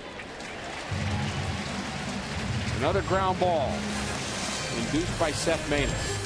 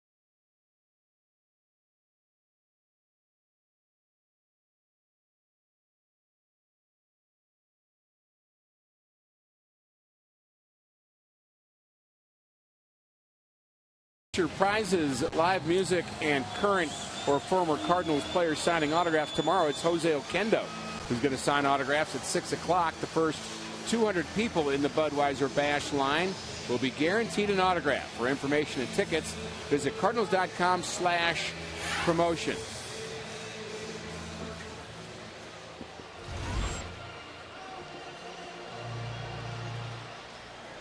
Dodgers have pitched well in this series against the Cardinals. Think about the Cardinals. They had the 3 runs last night, all unearned. The run tonight, unearned.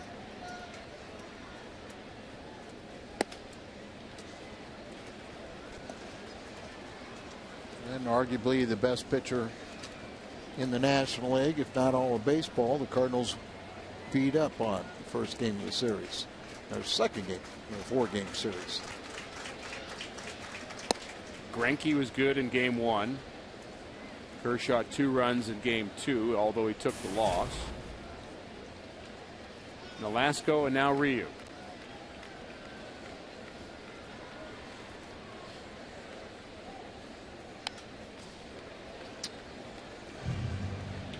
Cardinals are, you see Greinke there.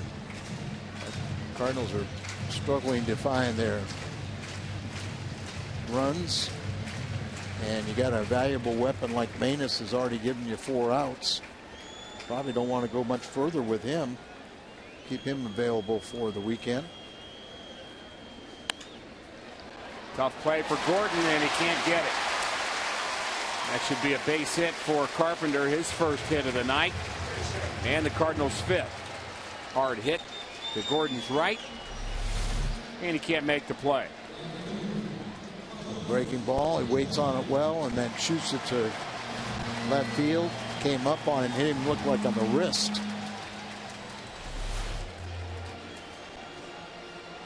Pete Gordon, you talk to Dodger personnel, really not accomplished fielder, hitter. Backhand by Gordon. He gets the lead runner on an acrobatic throw. A one-hopper in the hole. One thing he can do is he can run, and his speed allowed him to get to that ball at the edge of the outfield grass, and then shows an athletic play and turning, spinning, and throwing and getting the force out at second base.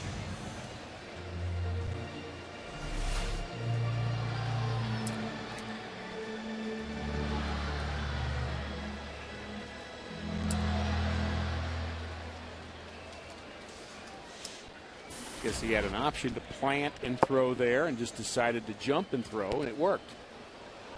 Off the end of the bat, this is going to trickle foul. Way out in front was Alan Craig.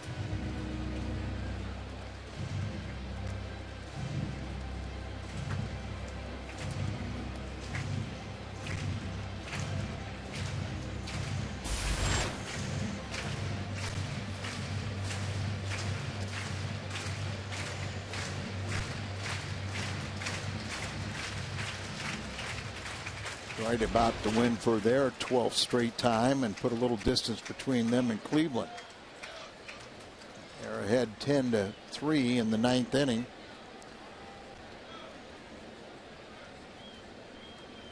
They could extend their lead over Cleveland by 7 games with a victory.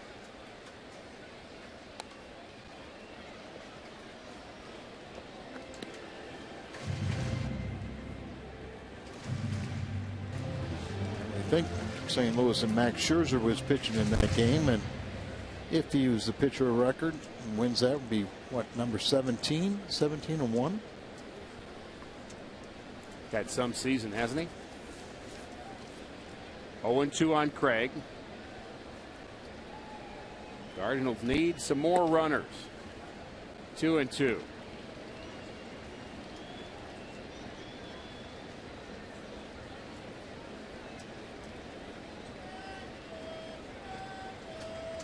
Beltran aboard at first base. Hole on the right side of the infield for Alan Craig, and he tries to shoot one through that hole and just a little bit late. Vincent Karen Schulte are here at the ballpark tonight. They're from Norway, Iowa, and they are celebrating their 50th wedding anniversary. They're here with their kids and grandkids in one of our suites here at the ballpark. So Vince and Karen Schulte, congratulations for 50 years of marriage.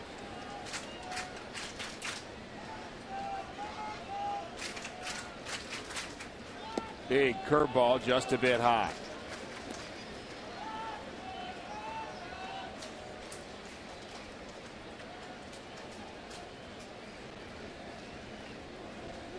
Wearing number 99.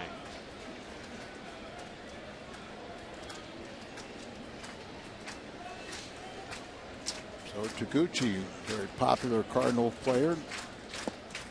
First Japanese player to wear a Cardinal uniform was a 99.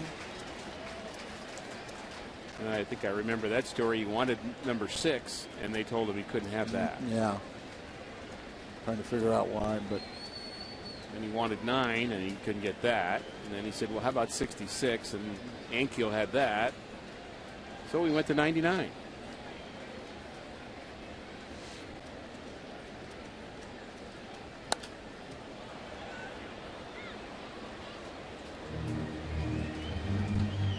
Craig battling in this at bat.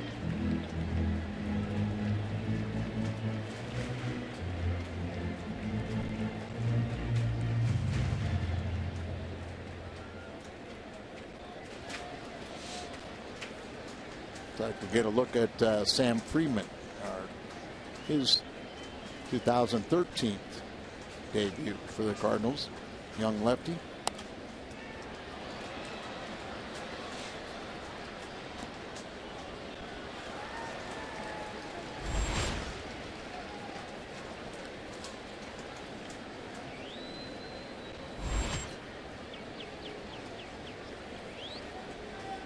There's Sam.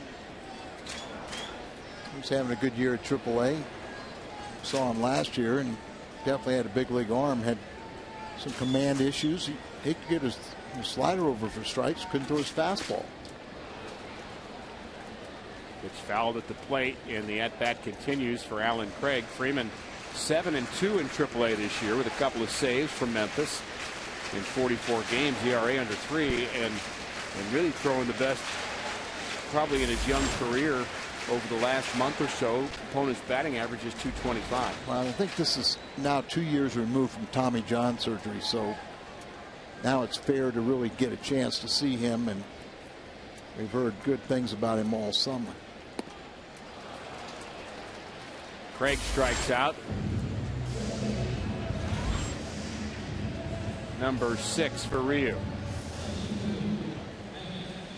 Time to answer our Twitter poll, brought to you by AT&T, the team that you all think will be the toughest in postseason.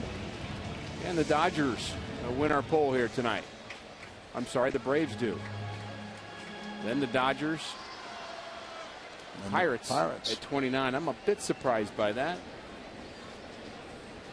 The way the Pirates handled the Cardinals in Pittsburgh.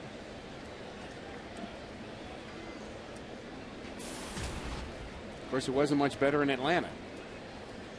Atlanta started that, what turned out to be a 7-game losing streak and a rough road trip. And it hasn't started out to be a good homestand. Still time to come back in this one.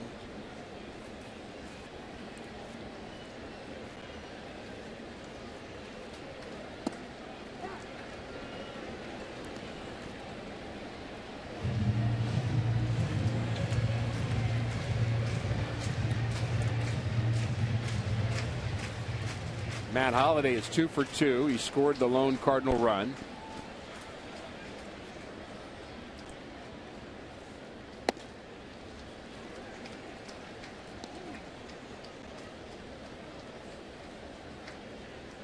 Seems to be getting more and more locked in as the season progresses. And with less than 50 games left, could Matt Holliday go on a tear? This year in August, he's hitting .385. On base percentage, almost 500. But we're early in August. He needs to keep that up, and know if he just has his typical year. He's a 300 hitter lifetime. Payoff pitch on its way to Holiday. Beltran will be moving.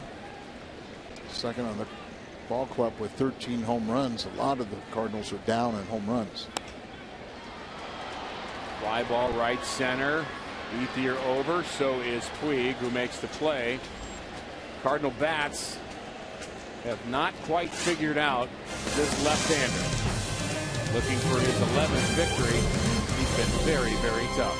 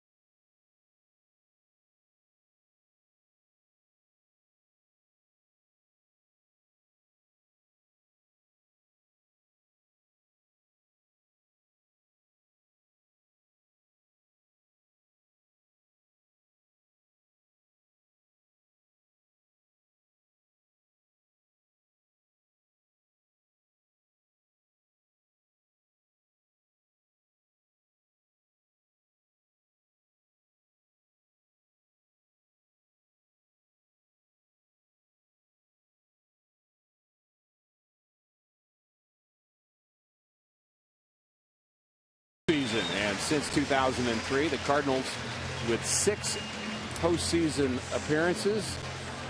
Braves and the Phillies with 5, and the Dodgers with 4. Cardinals leading the National League in October baseball, including a couple of World Championships. What will 2013 have in store? Our Chevy call to the bullpen is the left-hander Sam Freeman.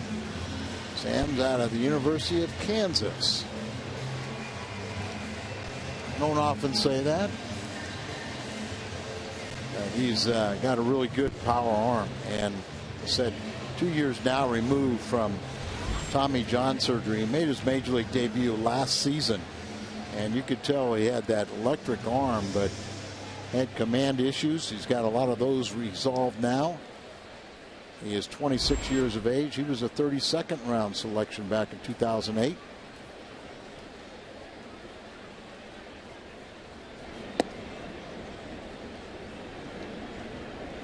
I think I remember him throwing about 96. Good live arm. Yeah.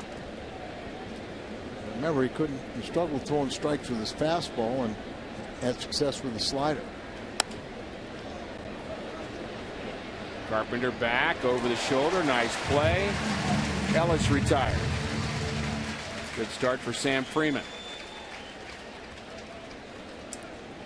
I don't care how many times you've been up here, beginning that first out kind of settles everybody, and all of a sudden you can relax a little bit, start breathing. And breathing is important. It's highly suggested. I remembered that when I was in the pool today and underwater. Breathing is important. I'll bet you did.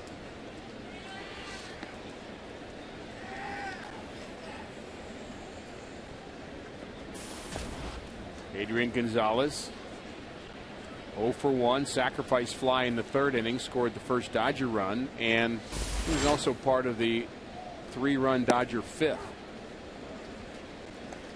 1-out walk to Gonzalez, put him aboard.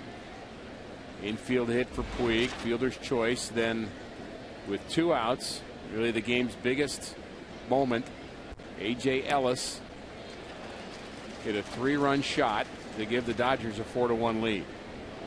And after that particular pitch, Carlos Martinez had some cramping in one of his fingers on his pitching hand and was taken from the ballgame. 1-2 to Gonzalez. Lefty on lefty. Jams him. Over is Freeze, and he drops it.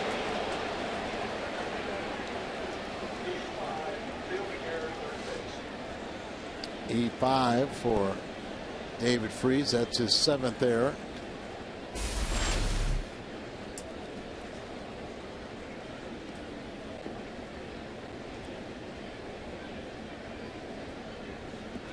Looked like he'd reached the ball, and then it just maybe sliced away from him a little more than he coming thought. off, the left-handed bat, it's going to slice away from him, but I think he just thought he was there and going to make it easy.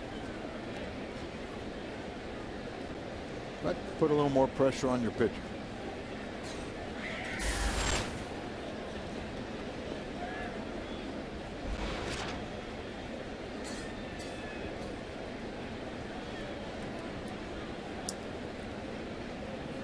Deep in the box is Gonzalez. He steps out.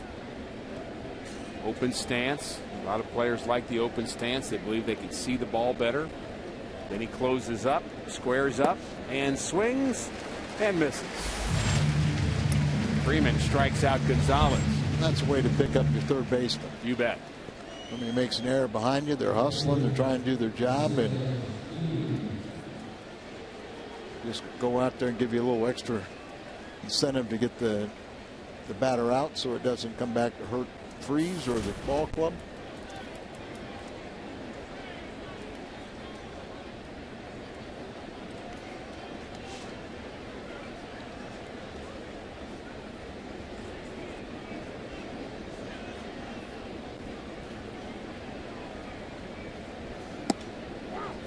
Puig takes a fastball in the outside corner. That pitch at 95. Not much complication to the delivery of Sam Freeman. Just kind of picks up his leg, lets it fly. He doesn't pick it up much. It looked like he turned the changeup over a little bit. Many in the Cardinals organization a year ago would say, despite the 95-mile-an-hour fastball, that the changeup was Freeman's best pitch. And we hear that about a lot of these young Cardinal pitchers that really have done a good job of developing changeups. That was just pure gas right there. David Freeze leads off for St. Louis. He's already got 2 hits. How about some more?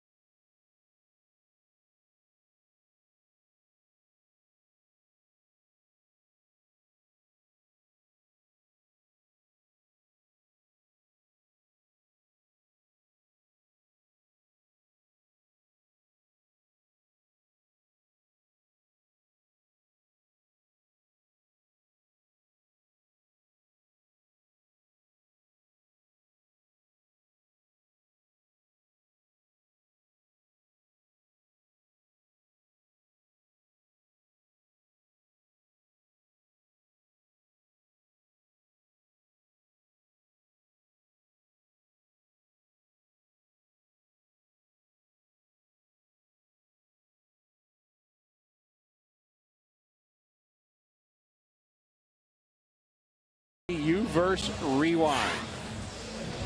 Dodgers starter Ryu, 6 innings, no earned runs. A.J. Ellis, the big blast here, a 3-run shot. That came in the 5th inning, his 6th home run.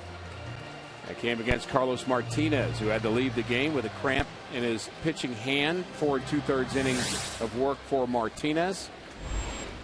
And we've had our 7th inning stretch. And we'll see if the Cardinals can come alive with their bats here, Al, in the bottom of the 7th. Oh, need to do something. Still plenty of time to come back, but it is getting late. Activity now in the bullpen for the Dodgers.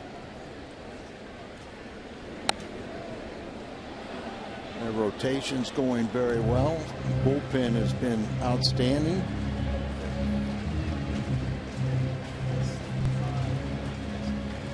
Best run support in the National League.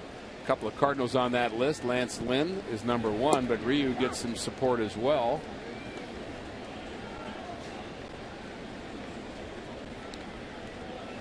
Now, Lance Lynn for 2 years in a row has been the guy with a magic touch to get all the runs, but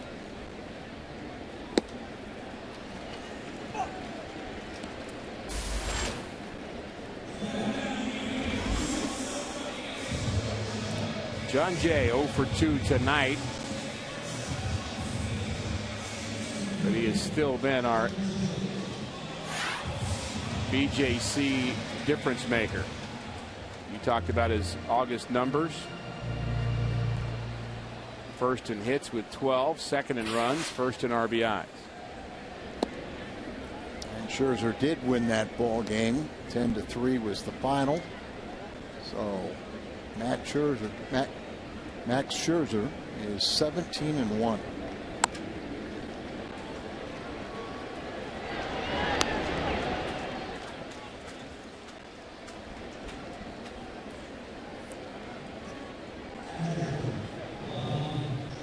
Johnson, the last hope for the Cardinals here in the 7th.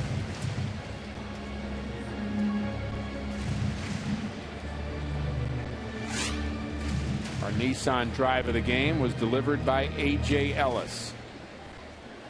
Got a pitch down and in, drove it into the Dodgers bullpen.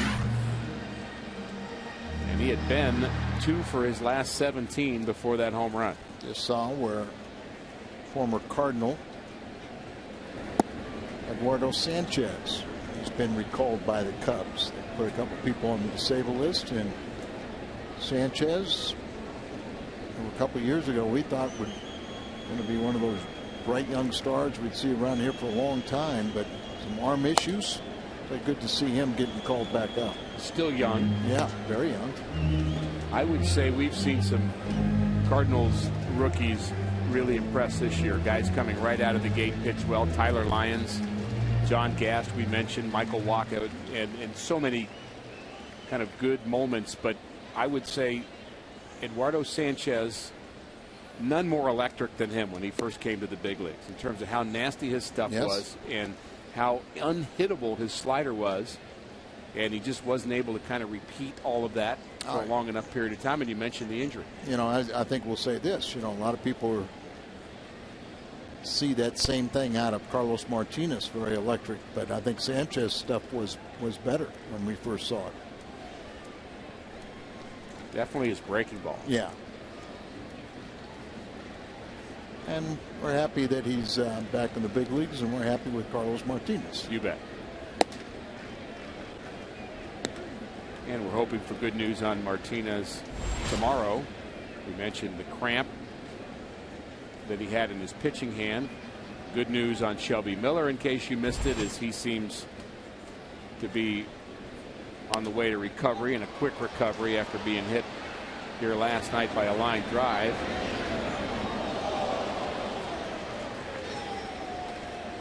That ball ends up in the second row.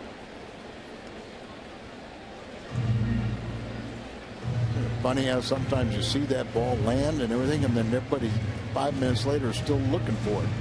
They're still looking for that ball in the second row. Where'd it go? They still can't find it. It's still. I'm sorry, is it in your purse? Look at him. Where'd it go? It's a mystery. Easter egg hunt in the green seats. Boy, we hope they find it. On to the 8th. Still no luck.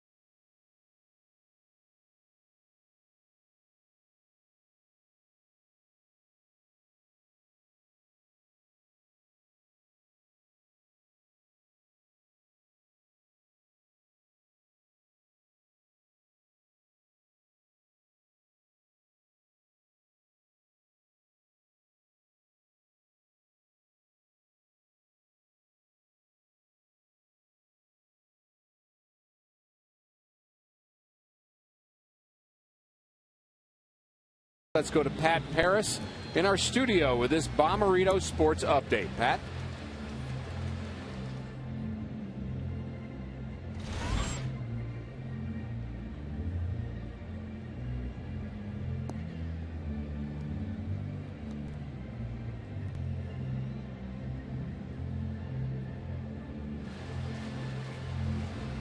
Thanks, Pat. Every time we send it to Pat, Al, he has news of a Pirate victory. We're going to stop doing that or have him pick a different game, perhaps. Cardinals, if they lose here tonight, would drop 4 games behind the Pittsburgh Pirates in the Central Division. I just remember, streaks follow streaks. So hopefully their winning streak will come to an end and start a losing streak. And hopefully with the Cardinals losing last night, they'll end their little one-game losing streak and start a new long winning one. Still a lot of games left, Rick. No question. And a lot of games left between the Cardinals and the Pirates, Cardinals and Cincinnati. I was just going to give you this job, Al, and you've already started on it. You are Dr. Roboski, okay? You are the Cardinal Nation psychiatrist. Okay, you're officially. I'd be qualified. And so been on the other end. Cardinal Nation is sitting on your couch in your office, and they've got a problem with what's going on with Cardinal baseball. How do you make them feel better? You started it, but what else would you tell them? Every one of them, you go home tonight and you think about what you could do tomorrow to make this a winning effort. And then just let your natural talent take over and just come out with a positive attitude that, when we take the field, no one can beat us. And that's what you're talking to the players now. Yeah. But what about the fans? Fans? If the players respond, the fans will too. Oh, I got it. Dr. Roboski at work. Fans, live on every pitch. Players understand that it's a long season, and you're going to, whatever you do, you're going to lose 50 games. And whatever you do, you're probably going to win 50 games. And what do you do with the 62 in between? Right now, the Cardinals are having a tough time beating good teams. But if you play 500, slightly above the 500 teams, and just dominate against the bad teams, you'll win.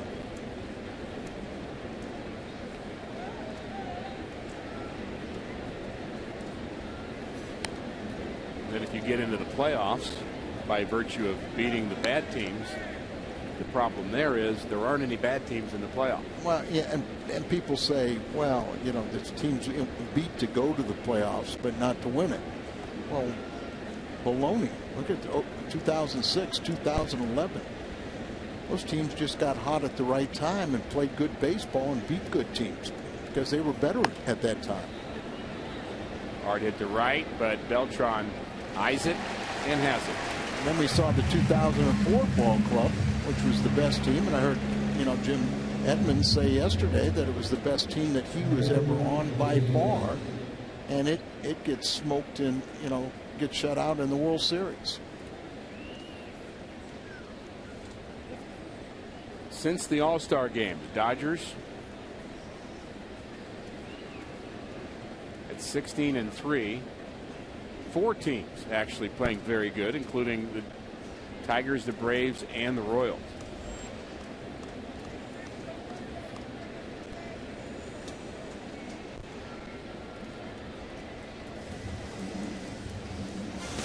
Pitching change.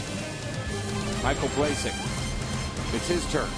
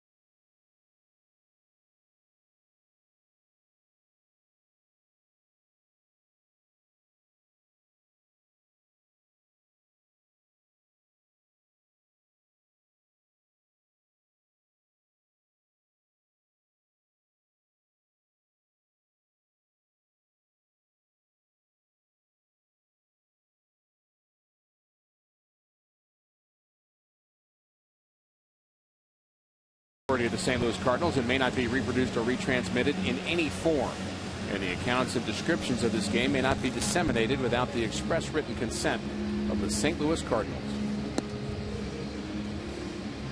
Phantom cam shot. Tony Cruz will take over behind the plate. He'll be in the 9th spot in the order, and Michael Blasek will be on the mound, and he'll bat in the 7th spot, or pitcher spot will be there. He won't bat. Blasek, he came in yesterday and injured Shelby Miller and got the Cardinals through the first inning, a full inning of work. He allowed 1 hit, 1 walk, and 1 strikeout. No runs scored.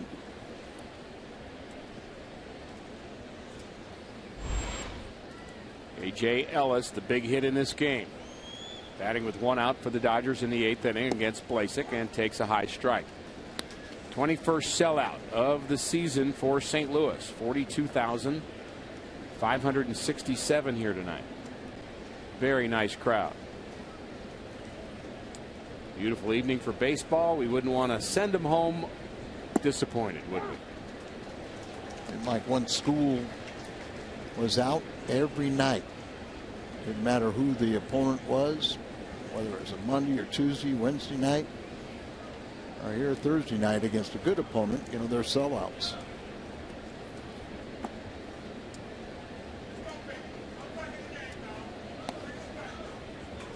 So Cruz will bat in the 9th spot as part of the double switch.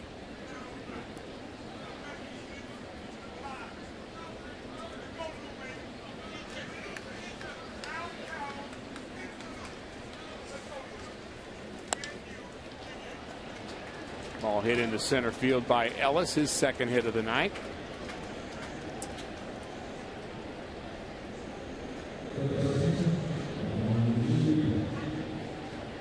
And that brings in Juan Uribe, who's 0 for 3. Seth Maness inning in the 3rd.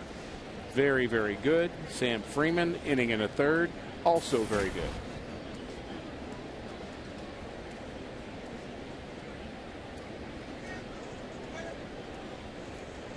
Uribe really struggled his first 2 years with the Dodgers, and now having a decent year in his walk year.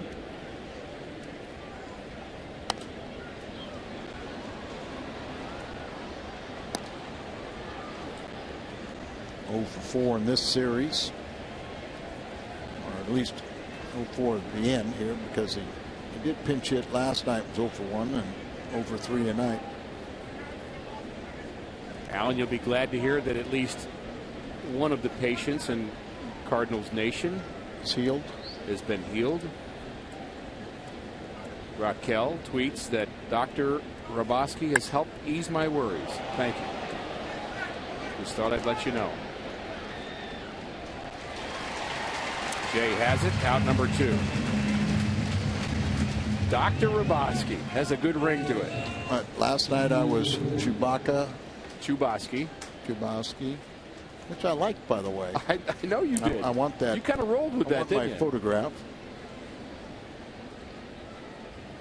Tiffany texted her mom that photograph right off the TV screen, so it met with approval with the girls in the house.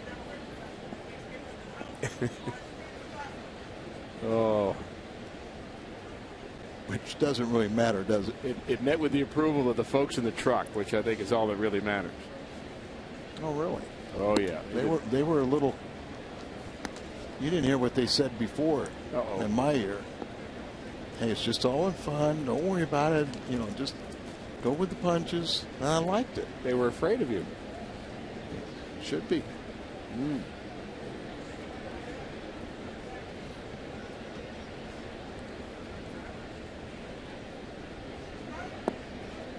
Nelly night here at the ballpark. Nelly bobblehead 2 nights ago. Last night it was Star Wars. Tonight, Jewish community night.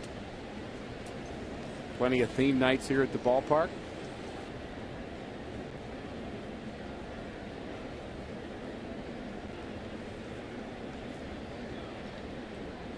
Two and 0. The count to D. Gordon. Lasik working in the 8th. 3 and 0.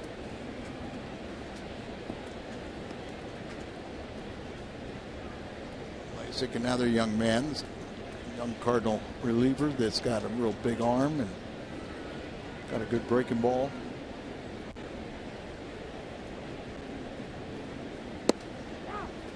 Dodgers will go to their bullpen for the 8th and the 9th. Poco looks like one of the guys warming up. Rodriguez.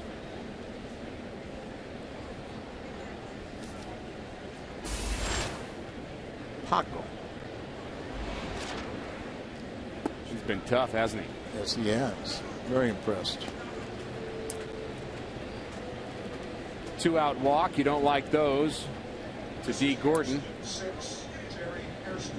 Jerry Hairston will be the pinch hitter. 7 innings pitched, 5 hits, 1 run, no earned runs, no walks, 7 strikeouts. 7 innings, 5 hits, 1 run, unearned. Derek got to talk to Lasik about just throwing strikes. You know, we're already behind by 3, running out of time. Can't afford to give them many more runs. The Dodgers really do have a nice veteran bench. Sure do. Got some guys with been around, been through the wars. They been on some championship teams and stuff. Looking at the Cardinal influence of Nick Punto and Schumacher. Hairston's one of those guys that you appreciate his abilities when he's on a good team. You do a lot of things to help a team win.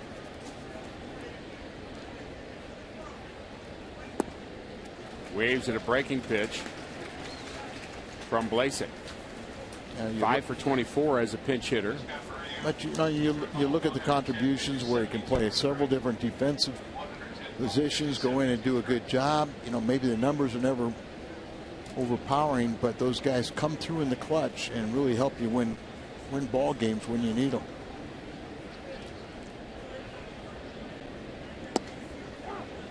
Good breaking pitch again from Blasek. 0-2. Cardinals bullpen has been good in support of Carlos Martinez. Cardinals are going to win this and keep pace with the Pirates. They're going to have to do it against a tough Dodger pen. 8-9-1 scheduled for St. Louis in the 8th.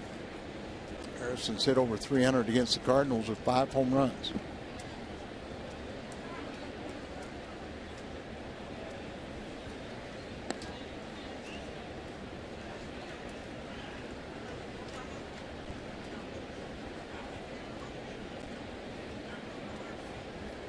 Talking about Kansas City and how well they played. They're about to beat Boston 5-0, shut them out at home.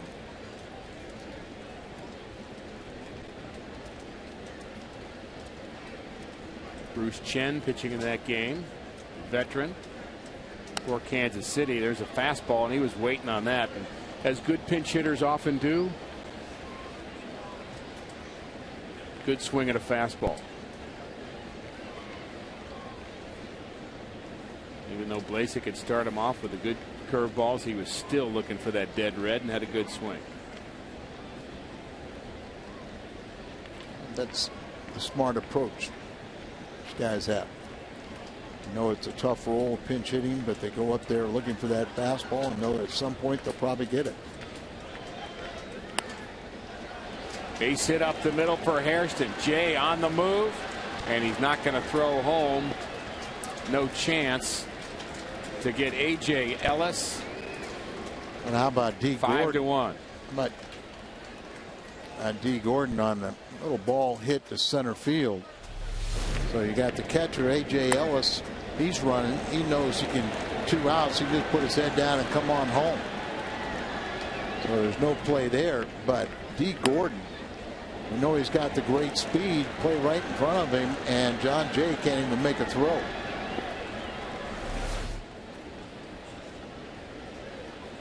Big insurance run.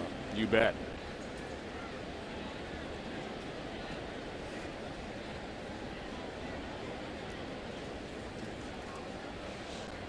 Now Carl Crawford jams him. Cosma back, calling for it, and he has it. The Dodgers have tacked on another. We go to the bottom of the 8th. The Dodgers lead 5-1.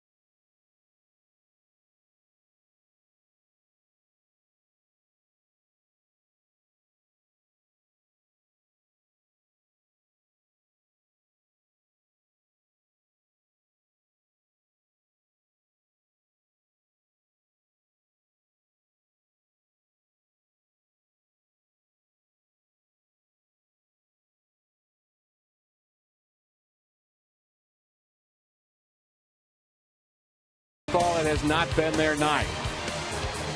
A.J. Ellis, 3-run shot in the 5th. Frustration building for the Cardinal bats.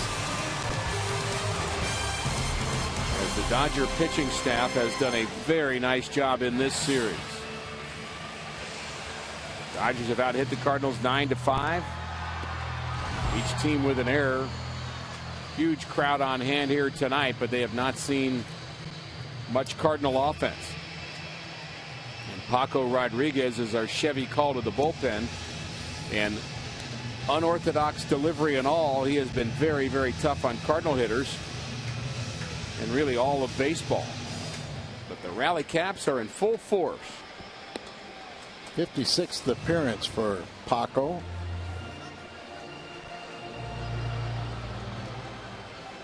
He's been busy. And we talked about last night how he came out of the 2012 draft class. He even pitched in the big leagues last year, but he's been an outstanding part of that bullpen and pitching very well. Opponents are only batting .135 against him. Very unique style and delivery. Hitters have a hard time picking up the baseball and squaring it up.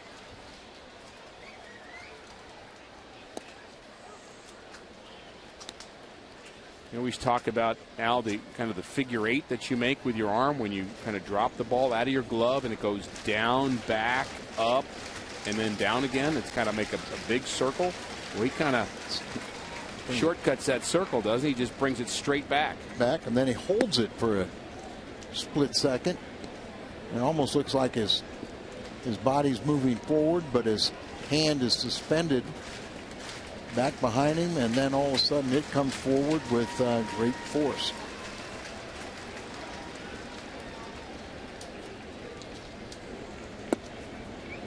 Showing a good little slider, a sinking fastball. And he's facing Cosmo, who's 0 for 2.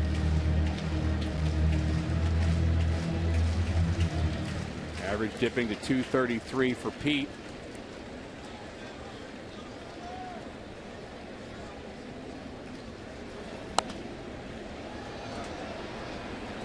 Seen that same swing from Pete Cosmo quite a bit, Al, in the last 3 weeks. A little bit late, a little bit underneath it, the bat dragging just a bit and fouling it back. And those are pitches when he's right, he's going to square them up a little bit better. Well, and you wonder if it's a little sign of fatigue, you know, where not attacking the ball where he's a high ball hitter, but getting underneath, dropping it. Ellis makes a nice play up against the screen. 1 out. Take another look at the very interesting delivery of Paco Rodriguez. He almost got it started a little bit before that to see how he gets to the ball back behind his back and stops the motion. And you mess up your timing as a hitter. You're thinking that, like you said, all this circle, it just keeps on coming through, and with that hesitation. And coming out of the bullpen, just seeing him one time a night, it's tough to adjust to it.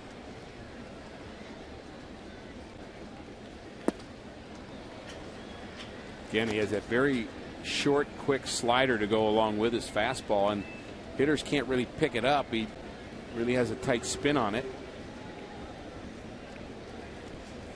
And Tony Cruz swinging over the top of that delivery.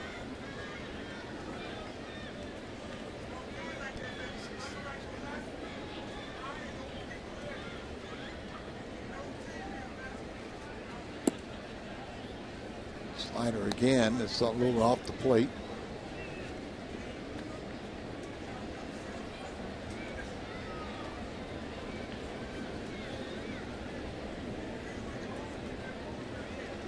Five to 1 Dodgers. They've taken 2 of the first 3 games of the series already. Dodgers 5 games ahead of Arizona in the West. Coming into play tonight. Fly ball to right, long way to go for Puig, and he nonchalantly makes the play. This would be the definition of nonchalant. You know, coming off the bat of a right-hander, he just kind of almost overran it. And has to make the catch a little bit, almost, it turned the neck all the way back as the ball was coming back on him.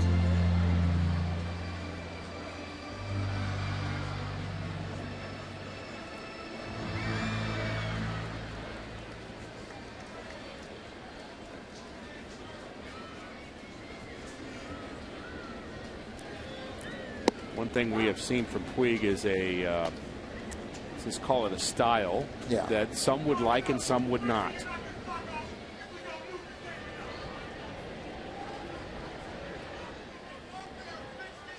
Think about players in the game now and players in the game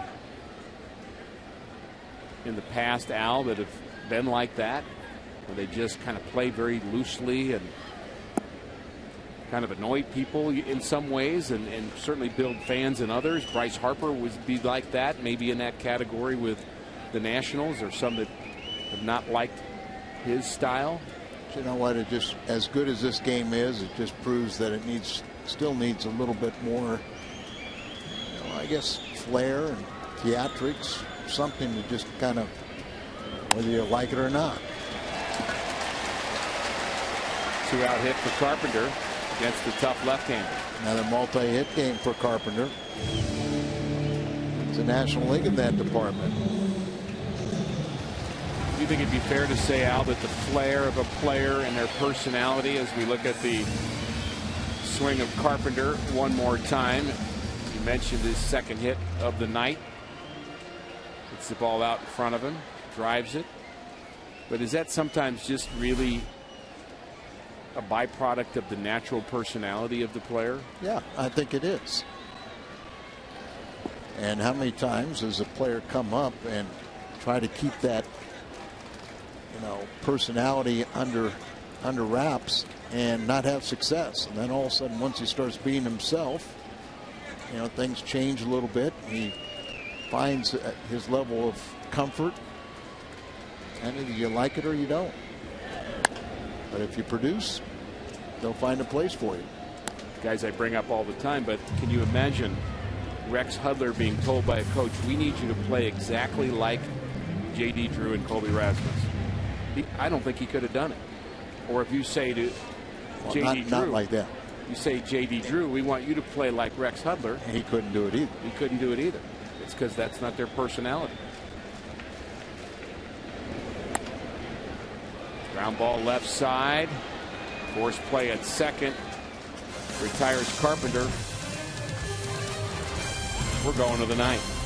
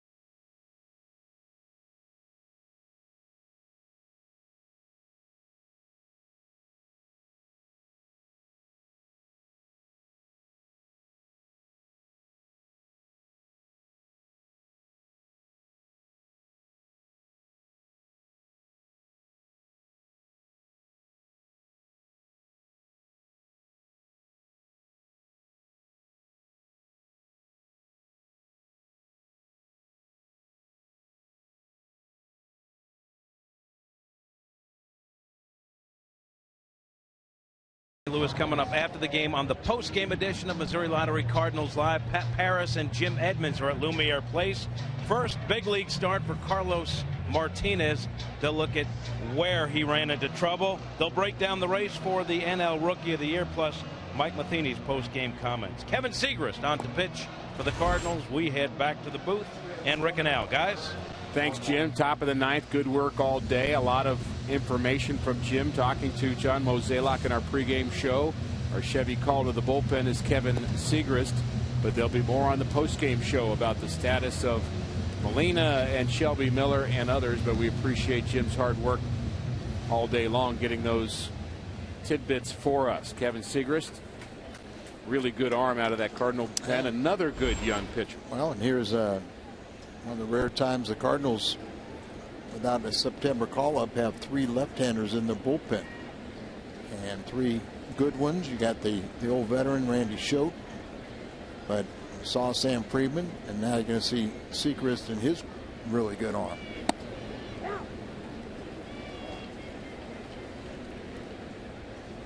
Nice delivery by Segrist. Inside corner to Mark Ellis.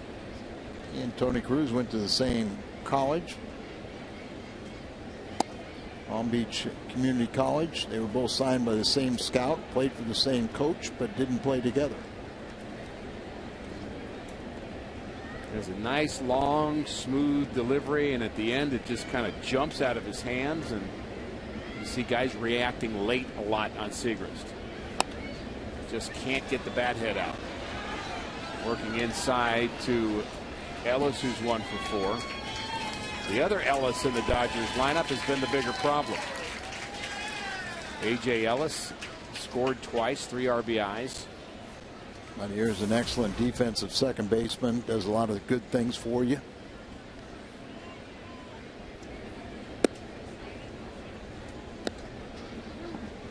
One of those guys, when you think of some of the big bats in the lineup and you're taking for granted, and then he'll bite you. Always show respect to every major league. You bet. Line drive. Holiday has it in left. I respect that line drive.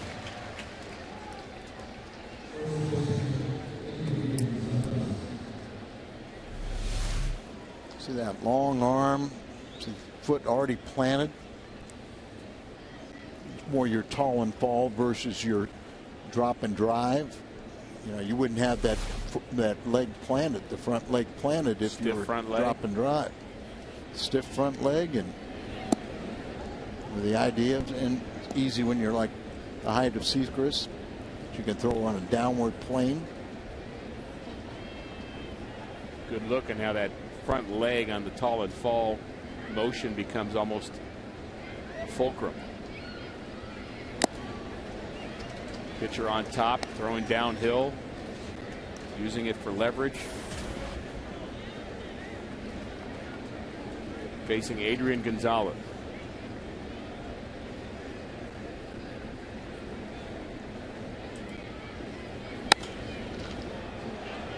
To left field. Holiday on the move makes the play.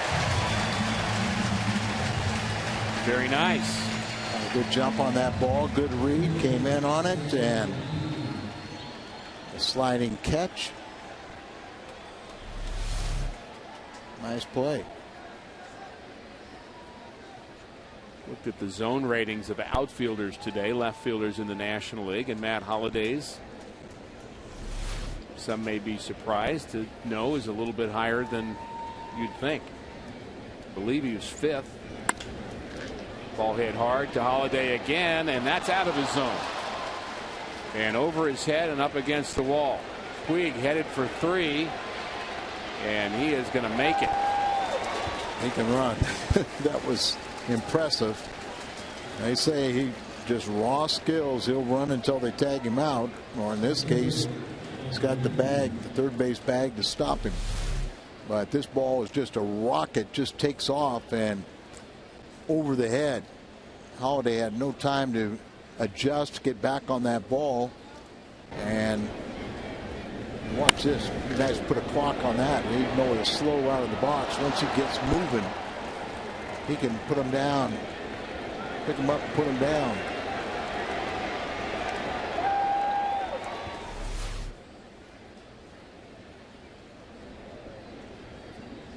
His 3rd hit of this game.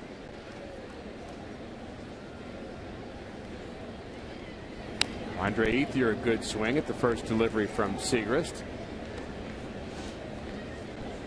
baseball was hit at 105.7.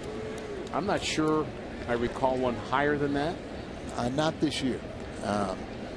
My understanding is last year Holiday hit one at 115 and Giancarlo Stanton hit one at 117. Those are the two hardest hit. You get over 100, get over 100, take notice, and 105 it's been hit.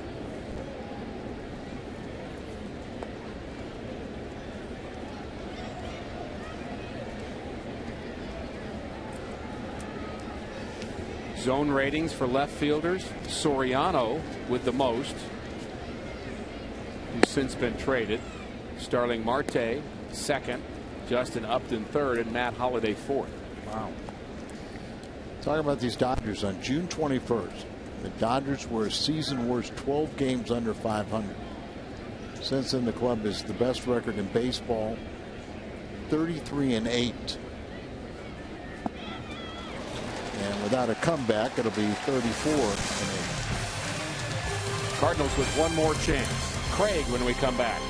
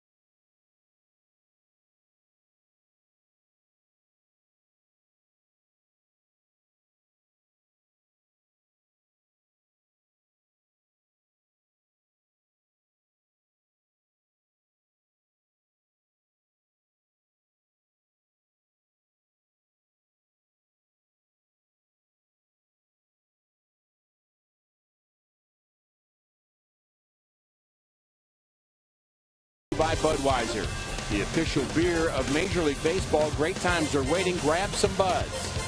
And by Ford, the official cars and trucks of the St. Louis Cardinals. Now it's been a nice night for baseball here at Busch Stadium. The Dodgers take a 5-1 lead into the bottom of the ninth, hoping to win 3 out of 4 in this series as the Cardinals homestand begins with LA, then goes to Chicago and Pittsburgh. And we have another Chevy call to the bullpen. This time it's Kenley Jansen. Jansen is their closer now. On Sunday, he picked up his 17th save in 20 chances. This is a non-save opportunity, but he has been on fire. He's converted 10 consecutive saves. Since July 3rd, he has a 1.10 ERA. Hitters are batting 109 against him. He leads all Major League relievers with 82 strikeouts. And by the way, he's retired his last 25 batters. So you're saying we got a chance? No, we got it. This game is ours. Craig, Holiday, and Freese to face Jansen. Allen's 0 for 3. And take strike one.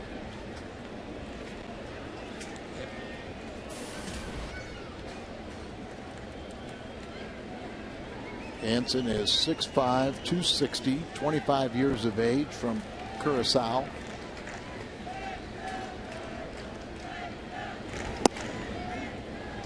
What a difference a couple of months makes with this Dodger team. We talked about they were 12 games under 500, but every aspect of their game You know, the offense, they're hitting, they're stealing bases, they're pitching. Starters and relievers are just, you know, doing the job. Almost felt that it was a team that was really waiting for Matt Kemp to come back, and he wasn't. And you know, as good as this Dodger team is, they've had their lineup for one game. One game this year. Kemp came off the disabled list for one game and then got hurt again. Craig strikes out for the third time. Most strikeouts of any major league reliever.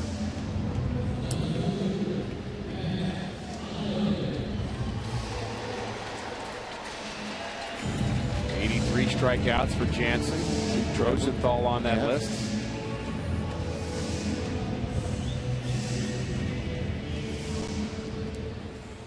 Dodger relievers get a lot of work too. A lot of innings. 3 pitchers with 54 or more games appeared in. Yeah, this is Jansen's 57th. Paco Rodriguez tonight was 56.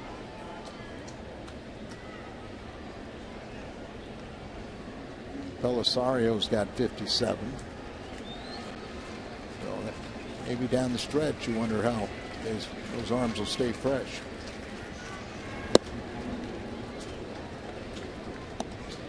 And it's not that you know you see that it's not 102 coming in there like Chapman.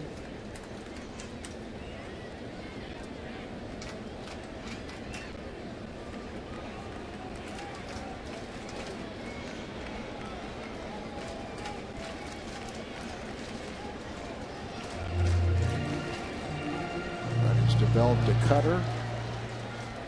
It's like Mariano Rivera. That's his signature pitch.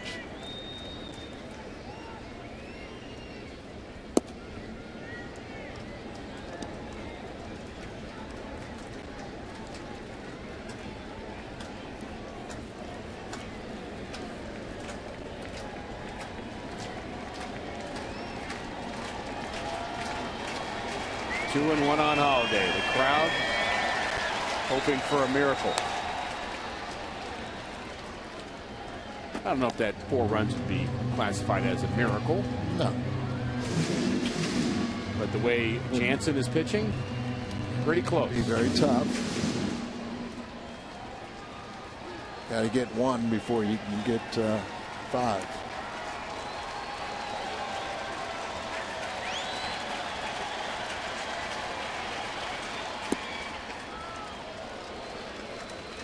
You could have called that pitch.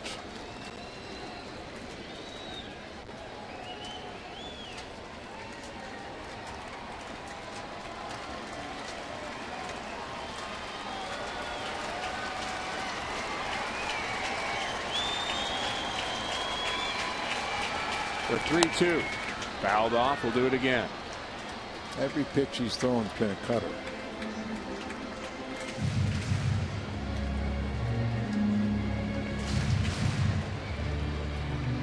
From 92 to 94. Must not be picking it up, you know, big as he is. When you need a hitting background, all you just use his jersey. Holiday strikes out.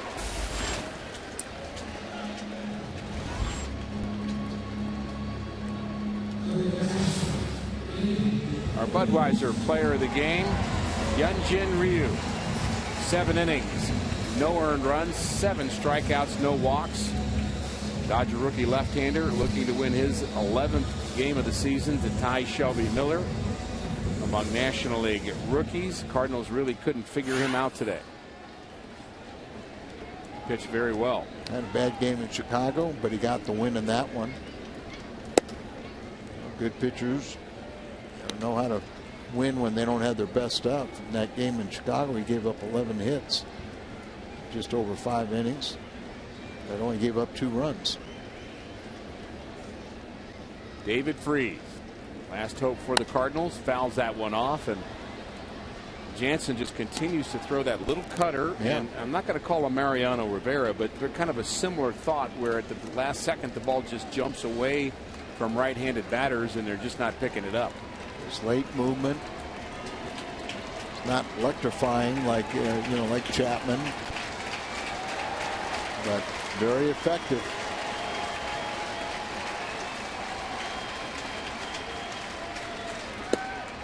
Look at that. That is nasty. David almost buckled on mean, that. it looks like the movement didn't start until, it got like just inches in front of David, and then it comes all the way across from inside to the middle of the plate. Setting up inside. 1-2. And a ball, but still you saw the movement, and see why right-handed batters see that ball coming right at them, or they know it's a ball, and then late movement to the corner.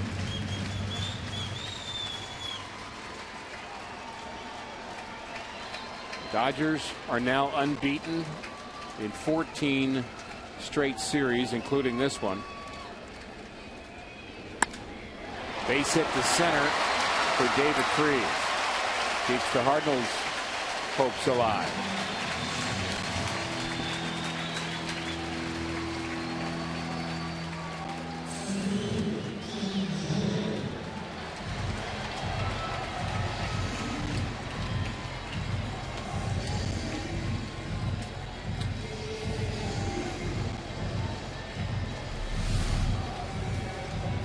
One more look at Phantom Cam. And David Freese picks up his third hit as he centers that ball. All three of his hits have been right up the middle. Cardinals need a few more.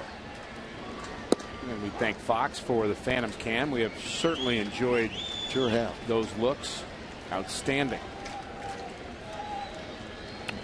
4,000 frames per second.